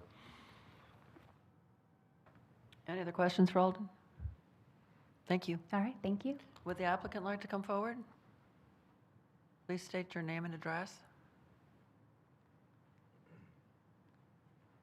Were you sworn in, sir? Yes, I was. Yes, I was. My name is David Deschamps.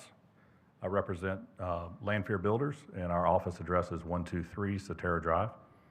I would like to point out that the existing columns on the portico are round, but they are not original. They were replaced, I believe, in the 80s. She may be able to correct me on that, but they are not the original columns.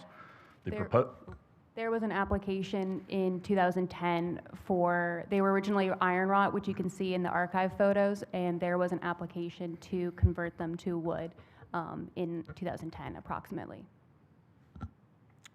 Thank you. And as for the new columns, the proposed columns, they can be round or squared. The owner would prefer a squared type column, but they can be either. Well, I'm good with either. I just couldn't understand from the drawings, that's all. Great. Okay. Any questions for the applicant? Thank you.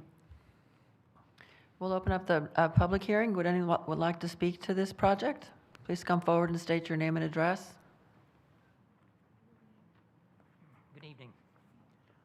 Michael Dell. I live at 216 North 19th Street. I'm not a public speaker, so I'd just like to read my statement if you don't mind. I live in Carolina Heights at the corner of Grace and 19th Street. Tonight, I want to speak out against the proposed porch addition at 1812 Gray Street. Carolina Heights is a unique, desirable, and walkable downtown neighborhood. There is a congruence to Gray Street.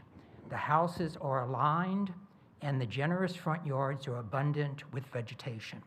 When Mary Bridgers developed Carolina Heights neighborhood in 1908, she required all residents have a front yard setback of 30 feet from the street. This setback requirement has been followed for over 100 years. The proposed porch expansion will leave only an 18-foot front yard.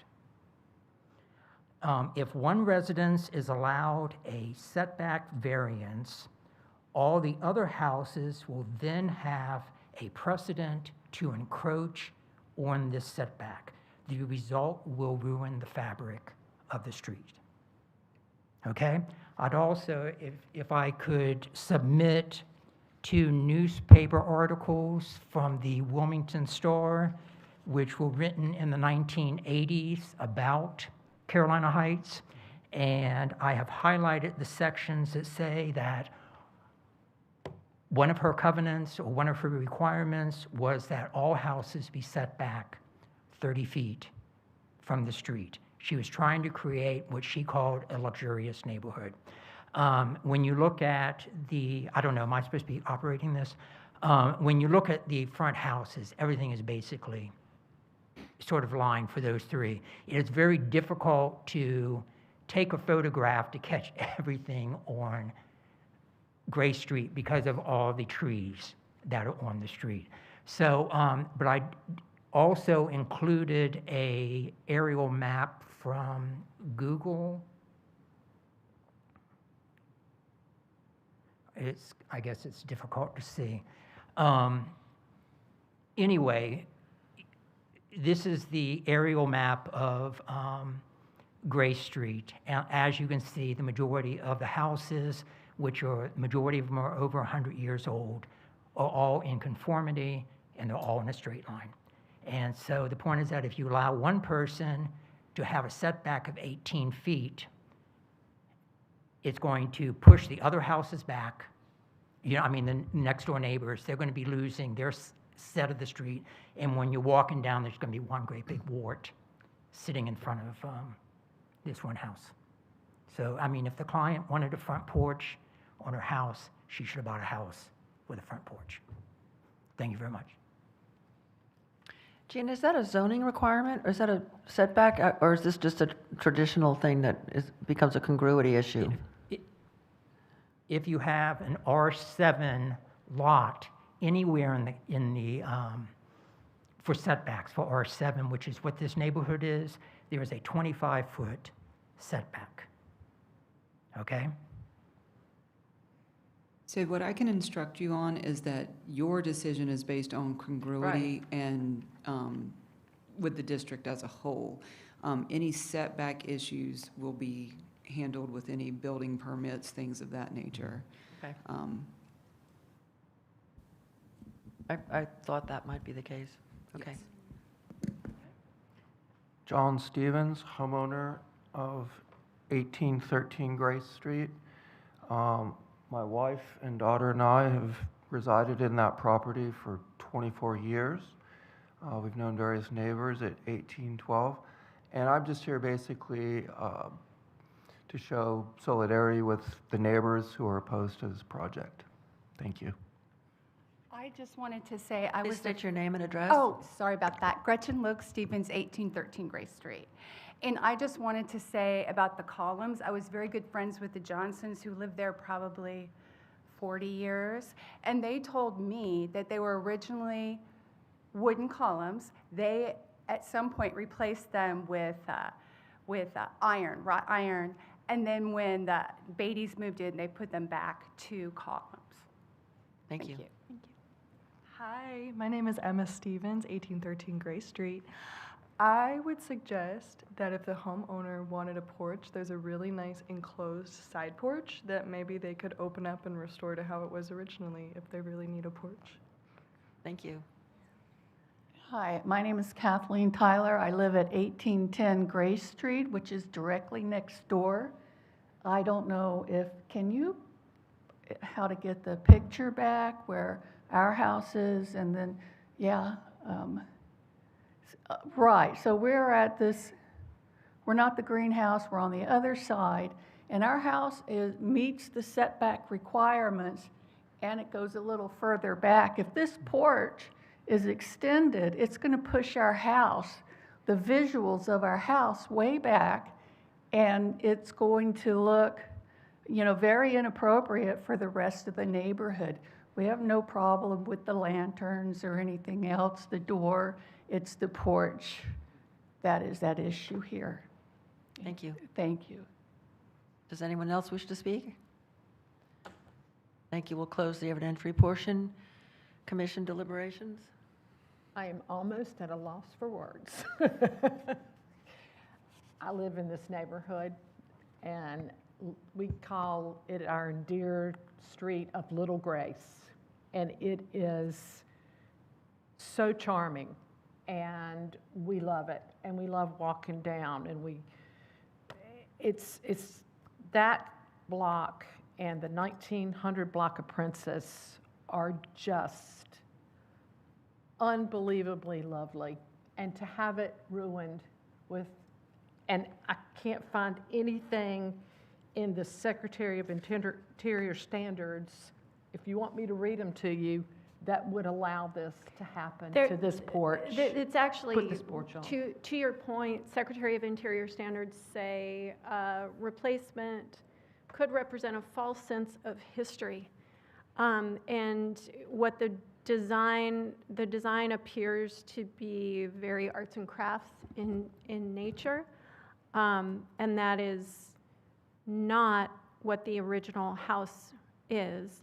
I think we also have, if you just look at that streetscape, which is a really helpful piece of evidence to see, we have, we've got some pediments, we've got some real uniformity of scale. It appears that the new design is changing the look of the house significantly. Porch and entrance standards in our very own design standards for historic districts and landmarks for the city of Wilmington, the very first standard says retain and preserve original and/or historic porches and entrances, as well as their functional and decorative features that contribute to the significance of the building and the area. So for me, if we're looking at is this allowed, I'm looking at the standards in between this and Secretary of Interior standards. The new proposal as it stands does not meet those guidelines. I can't find it. There's nothing in 1.6 for the standards. There's nothing in 2.7 here. There's nothing in 3.1, nothing in 3.2, 3.3, 3.5, 4.1. It's just not there. But if we don't worry about the standards and look at congruity, I think that's enough to really decide on this. If the houses and houses on the street are all that similar, and that's the point, then this steps out as something that's not congruous with the community. Agree. If we allow this, this is going to be, we're never going to be able to put the toothpaste back in the tube. I have a question. Oh, wait, because they're sidebarring.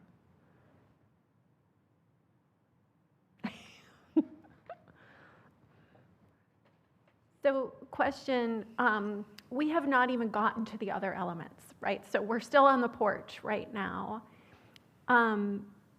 If we were to not approve the porch, do we move forward with the other elements, or do we ask to continue and come back with a new design? I think you would come back, yeah. So that would be up to you if you want to design, Continue? Continue the entire matter over, or if you want to go ahead and address the rear addition and say that's fine, or if it's not, I don't know what your decision would be there. I'd like to address the rear addition, do away with the front completely, and address the rear addition. I do think that if you are requesting a redesign on the front, I don't want a redesign. I don't want it design messed with, period. Because according to the design standards, what are they going to do to change the front? It might be possible, though, that if the front porch isn't allowed, they'd want to redesign the rear for more outdoor space back there. Just a thought. I mean, so do we want to approve something they might change their mind about, or just continue it for a month? and to that point, I would say you may want to ask the homeowner or the representative of the homeowner whether they would prefer, a redesign, a continuance for a redesign, and Of the come back. back to that, to that point. Of the back, not just. Not the front. Have to maintain the front. Okay. That's up Would you to like to them. answer, the applicant answer that question? Because it looks like we're leaning against approving the porch totally, but not as negative about the rest unless you want to make complete changes based on that denial. At this time, it would be helpful to know what of the design is acceptable and what's not acceptable so that we could, of course, go to the redesign knowing that rather than come back. The front porch is not acceptable. I can understand that from your comments, but it would be helpful to know if the other elements are acceptable or not. That's the primary element that's visible from the street. The rest of it's really not. I didn't have a problem with the rest. Can we pull it up and could we look at it again while we're discussing?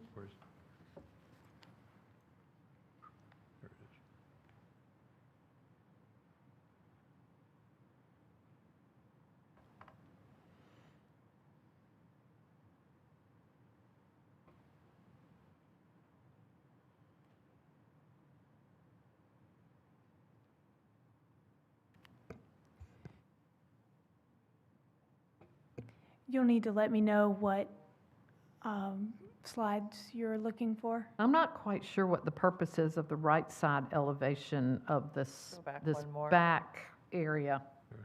It looks like it's going to be on top of the Ferrises, but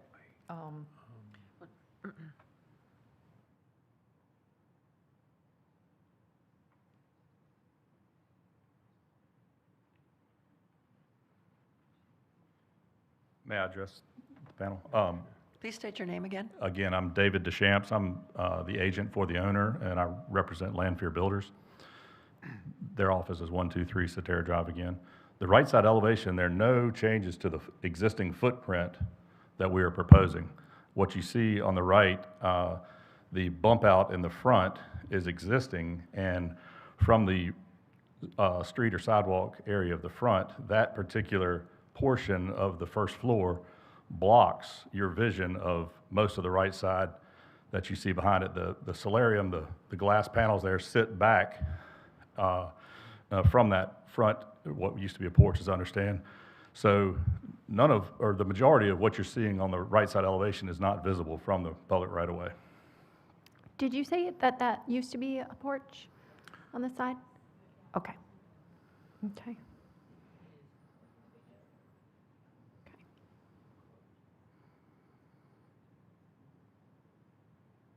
and the rear addition, that dark area goes all the way to the street? But it's not visible from Yeah, the front, it's not so visible. we don't have any say Yeah. on that.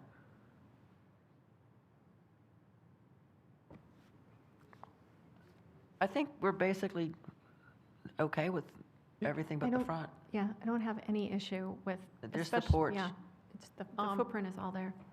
Ben, one thing I do want to say with the, all the construction going on in the back of the homes and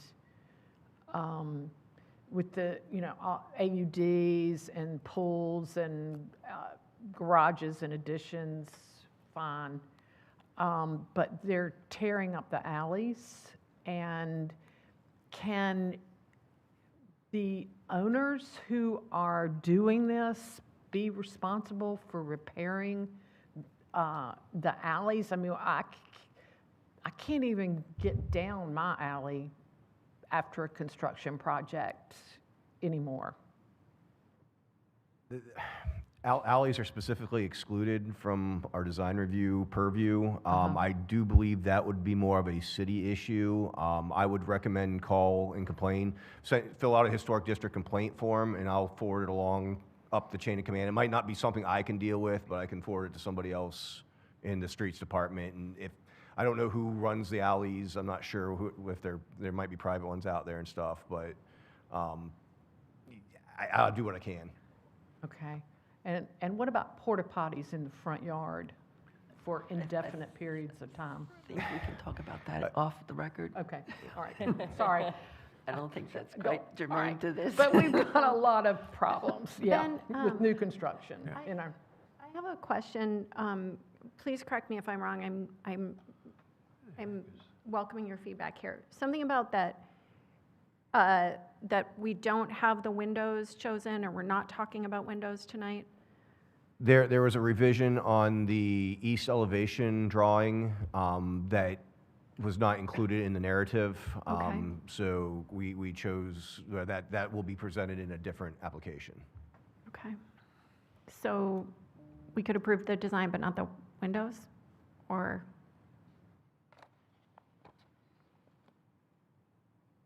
I don't want to tell you what you can or cannot No, approve. we're I'm not sure. approving it. That's not subject to this The- application. Okay. Excuse me, the windows on that elevation that were not included in the narrative are not subject to this approval. Right. They'll be They're brought back at a subsequent meeting. So we can approve of everything here except for the porch, and then, or would you rather have us continue? Do you think there'll be changes? Because if we deny and approve, then it's over, right? Yeah. And then you'd have to, if you want to make changes, you'd have to reapply. Would you rather continue it and then come back next month and decide what you want to do? I'm not exactly sure of the wishes of the owner, but I think just for design purposes, it would be helpful to know if, we understand your opinion on the porch, but if the other elements are Well, acceptable, we're fine with the other elements. then that's very helpful. Thank you. So you'd prefer we continue it to next month, so you can talk to the owner? He said No. not to. He's fine with the other. No, well, he wanted to know what we felt to talk to the owner. Well, again, while we're here, I think it would be helpful in going back to the design table to know if the other elements that are here are acceptable. No, we're saying it is. Well, Okay. if we deny and approve, it's over, you'd have to reapply. Okay. Whereas if you go back as a continuance and you want to make certain changes, it's still part of the same application. The difference will be either it's heard at the August 13th meeting or the September 10th meeting. Well, we're going to have to come back for the window issue anyhow, so Well, whatever we could combine it and get it all approved in the August meeting at that point, if you that want would to be do a that would- continuance. That would be acceptable. That would be a continuance. So a then. continuance. Yep. We're going to continue. That's a little confusing, but. Sorry about that. I understand what your question was, but it makes more sense in a way for you. It's easier, more flexible if it's a continuance. Fair enough. I have one simple question. Is there not an alleyway that runs down through here behind the house? Or Yes. Okay, is that not a public alley? So then this can be observed from a public. Excluding alleys. So, okay, even though it's a public alley, It's excluding alleys. excluding Yep. alleys. Okay, I was a little confused on that. Okay. Okay, thank you. Thank you. Would you like to speak again? Yes. Please state your name again. Michael Dell, 216 North 19th Street. On the east elevation, I had a question, because the present house is in code violation. It's only 3 feet. There's a 3-foot setback from the property to the beginning of the house, which is fine. You know what I'm trying to say? It's been there for 100 years. It's always been my understanding, the setbacks for R7 are 7.5 feet, I believe. And so the point is, I don't understand how, if you're adding an addition to your house, how can you follow that setback violation? It seems to me that any addition needs to be the 7.5 foot away from the property line. And you could see that on the floor plan on the east elevation. I believe it's the garage. It was, Yeah, that's what I was looking at, that dark area. yeah, I don't have it in Yeah, front of me. and it looks like it goes all the way to the alley. No, that's their driveway. It Oh. would be the building that would be right there.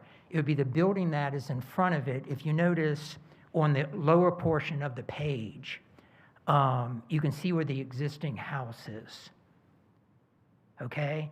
And then they've added looks like a 2-car garage on the back, and they still are following the 3-foot setback, which is actually, the original house is grandfathered in that violation of the setback. I don't understand how they're allowed to put an addition and not have to follow present setback requirements. Ben, isn't that a county issue with the building code? Well, but if you're approving the design, But that's not our purview. We don't, it's nothing we can deal with. Excuse me if I can just chime in here. There's a code provision that allows for the extension of the existing setback on a single-family or duplex structure. So that would be allowed to maintain that 3.5 feet as long as it's part of the main structure. Okay. Thank you. Thank you. So does anyone want to do a motion for continuance? I'll do it. I motion to continue agenda item number 6, the additions to 1812 Gray Street. Until the August meeting? Is that what we're doing? To August when? To the August meeting. The August, well, the August August meeting, I 13th. don't know what the date is. 13th? Anyone, and a second, anyone? Second. All in favor? Aye. Aye. Anyone opposed? Passes. Thank you.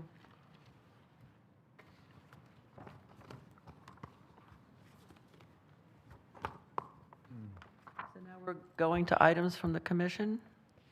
I was volunteered to draft a Voluntold.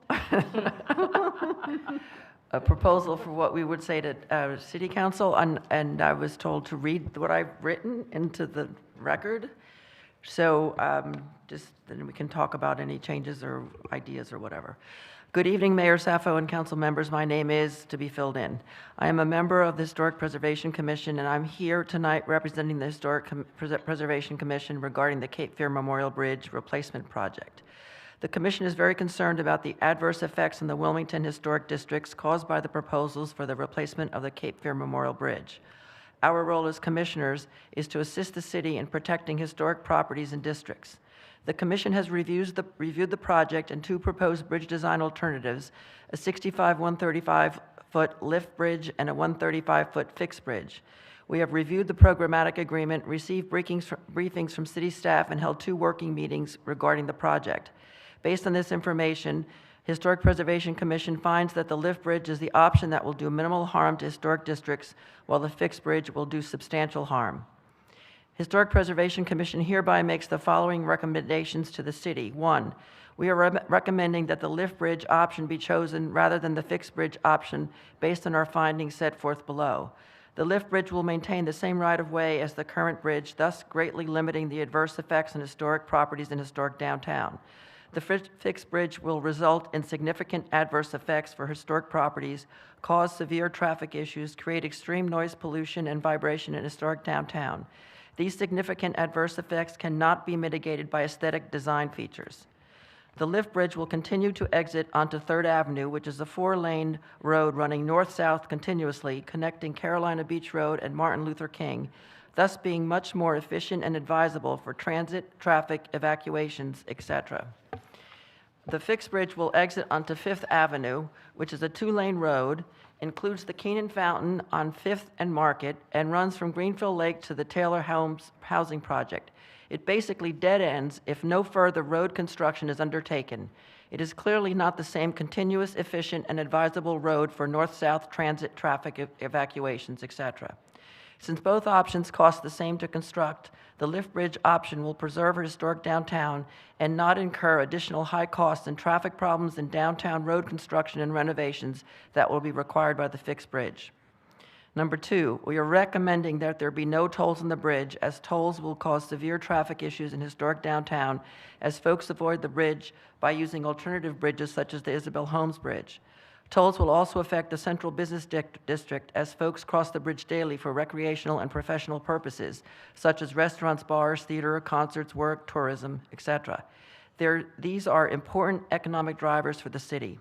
Number 3, we are recommending the lift bridge based on our finding that the fixed bridge is not congruous with the character, visuals, and overall feeling of historic Wilmington, an important aspect for historic tourism and events, and that's also an economic benefit to the city. As the city noted in the Greater Downtown Wilmington Plan, the historic districts give the city its sense of place and are economically important. An overly large, incongruous fixed bridge runs counter to the plan.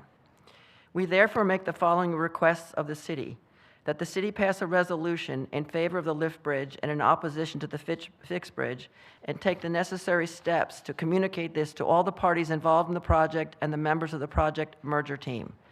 That the city pass a resolution in opposition to tolls and take the necessary steps to communicate this to all the parties involved in the project and the members of the project merger team.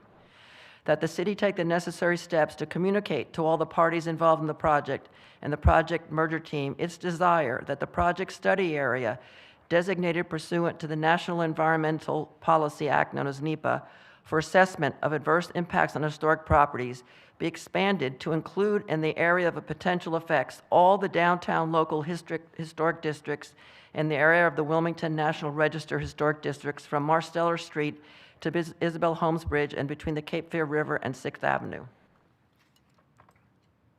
Any comments? Very good. Good job. Phenomenal, and thank you. Sorry. The only question that I have is, what do folks think about adding something in about all of the work that was just done on Fifth Avenue? We now have bike lanes, and we have, we have the new medians that have been. And also about the fountain. Fountain. The amount of money spent. We could. Is that okay if we put a sentence in for that?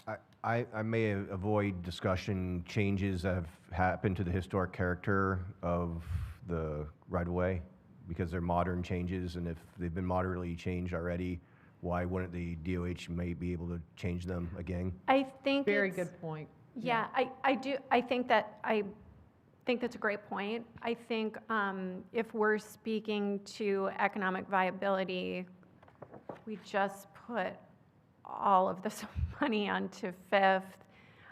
Like, we live there. You know? And $250,000 in the fountain. Yeah. Nope. So, That's up to you guys. I was just thinking out I mean, loud. what's a I quarter hear million you. when they're a billion, they're going to make whoever does if they do the private toll bridge is going to make billions of dollars. Yeah. And we will get nothing out of it. right. Except for hurt our workforce. I think too that getting that bike lane was really hard won. That was something that the city talked about for a while, and then we did it, and now if we have this Fifth Avenue access, that would have to go away. So does that mean that that's no longer important? Could we say that we have spent so much making it downtown Livable. Huh? I think you're looking for the term livable. Yes, and bikeable. Yep. And I've always been told when dealing with the DOT and things that doing things can make, if you say it's a danger to the traveling public, they tend to listen more. But if this if Fifth was changed into two-lane when this bridge was being considered, that's kind of, this bridge was already being considered, wasn't it, when they went forward with the Fifth? My understanding, this has been a years-long process for the bridge, but it's also a years-long process for Fifth Avenue as well. So I don't know if I don't know. If we said it was a danger to the traveling. But they could say the same thing for Third. I mean, But you have an alternative on Fifth.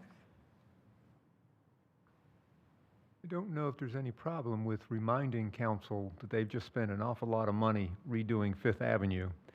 And while it's, and the fountain, and although it's a little further afield, they're doing the same thing with Worcester and Dawson, as those get the road diet. That's, I guess, And making money it more in livable. process, yeah. Yeah, it's safer. Right, but to And more remind livable. council, they've made major investments in this area. Major investments. okay, the city, it's taken into fact, the city has made major investments in this area, which will be destroyed, something like that.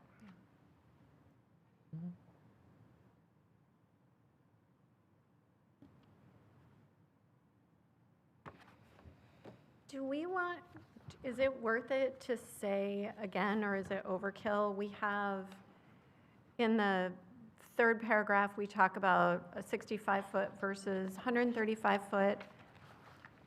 Or number one, could we say we're recommending, instead of just saying we're recommending the lift bridge, could we say we're recommending the 65-foot lift bridge, just to remind them we want shorter? Or is that not It necessary? just, But the no, 'cause 65 it goes to says it. 135. Oh, right. Yeah. Yeah, it says right. it. Never mind. I think that's your strongest point, because 135-foot solid fixed span is going to be so big and overwhelming. Your strongest point is the historic outline of the current bridge. You want to mimic it because that is a drawing factor to Wilmington. That is the #1 picture people take when they come here. So if you put too many details in there, you don't want to overwhelm them, but definitely hammer home the difference in size and sticking to the flavor of the historic outline of the bridge, the lift bridge. Now, the city has already made the point as one of their stated goals is the bridge maintained is iconic, because the existing bridge is iconic, and the 65-foot lift bridge is much closer to that icon than the 135. Yeah, they just, Bridge. in the greater Wilmington downtown plan, just. Bingo. Yep, so. Not to mention all the realtors.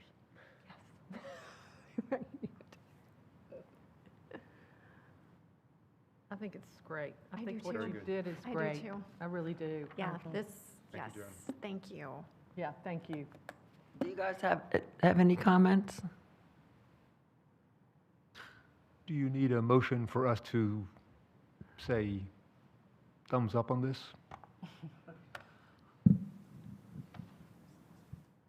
If you want, yes, if you want to authorize a representative to speak at public commentary at council, it does need to be put before the commission as a motion with a vote. And I think you do need to be specific that this would be the adopted recommendation on behalf of the commission, and then whoever is going to speak, I think that needs to be decided upon. Joan? Or I think it would be okay if it is stated that there will be a representative that is a member of the commission, but I think it is best practice if we go ahead and name it, or name the person who would be the representative. Can we do this at the July meeting? Is it too late to sign up? And I don't know how to sign up, so I guess I do. The 21st, I think that. The council takes 10 speakers for 3 minutes each at every meeting. I have no idea how many people have signed up for the July 21st meeting. It's first come, I can sign up first for served, first both. sign up. You can try. Is it on the council website, on the city council website? Yes. Is there, could you send me a link by any chance? Yes, we'll send you a link. Okay. I'll send that to you in the morning. Okay. Brian, 'Cause were you going to say something? Because I was going to say July, then we would be, if we get in July, it's quicker for there's something in August, right, that they're doing? There's some meeting?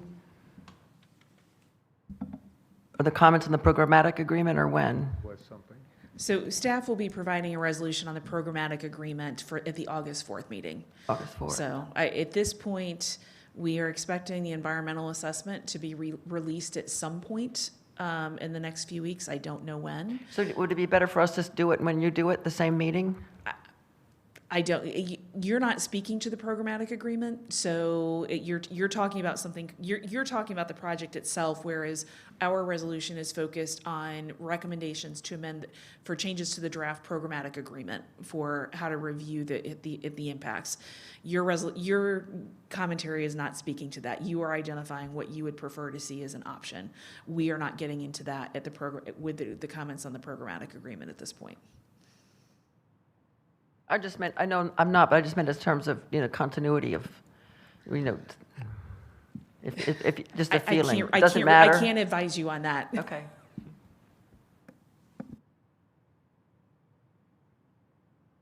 Want a motion? I guess so. With that one change, right? Put that one change in. Right. I move that we adopt the statement as amended, and that the vice chair consult with the chair of the commission to identify a spokesperson to present this at the August. Except that if I go and sign up, it's going to be my name, Can we just say that we want Joan to do it? It'd be fine. because I can't sign up with no name.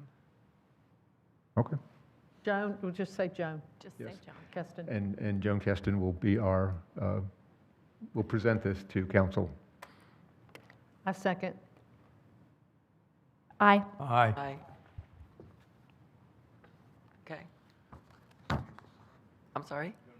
Any nays? No nays. I should say nay, just to. Yes. Items from staff? Anything? Training July 31st. Yes. Reminder, SHPO will be down, give us a whole day training. We'll learn all about CLGs. And what room? Do we It will be know? the Azalea Room, just not the next one over, the one that's 2 doors down, but same hallway. Yeah, and 9 a.m., right? 9 a.m., yep. Do we have to sign up? Yes, you will need to register. That should be coming out in either tomorrow or, tomorrow's Friday. Yeah, it'll be coming tomorrow. So you'll send it to Yep, us? yep. Great. I think Amy will forward it along. Okay. And I just wanted to let you know, with that, I'm going to be at a legal conference that's locally, we're hosting in Wilmington, the local government conference. So that is why I will not be at that training or attending. So we will be at the convention center. Okay, no lawyer, we can go wild. We can do all kinds of wild things. All right. So if there's nothing else, does anyone want to have a motion to adjourn the meeting? I make a motion. All in favor? Aye. Aye. Now you turn the damn phone back on, it won't shut up.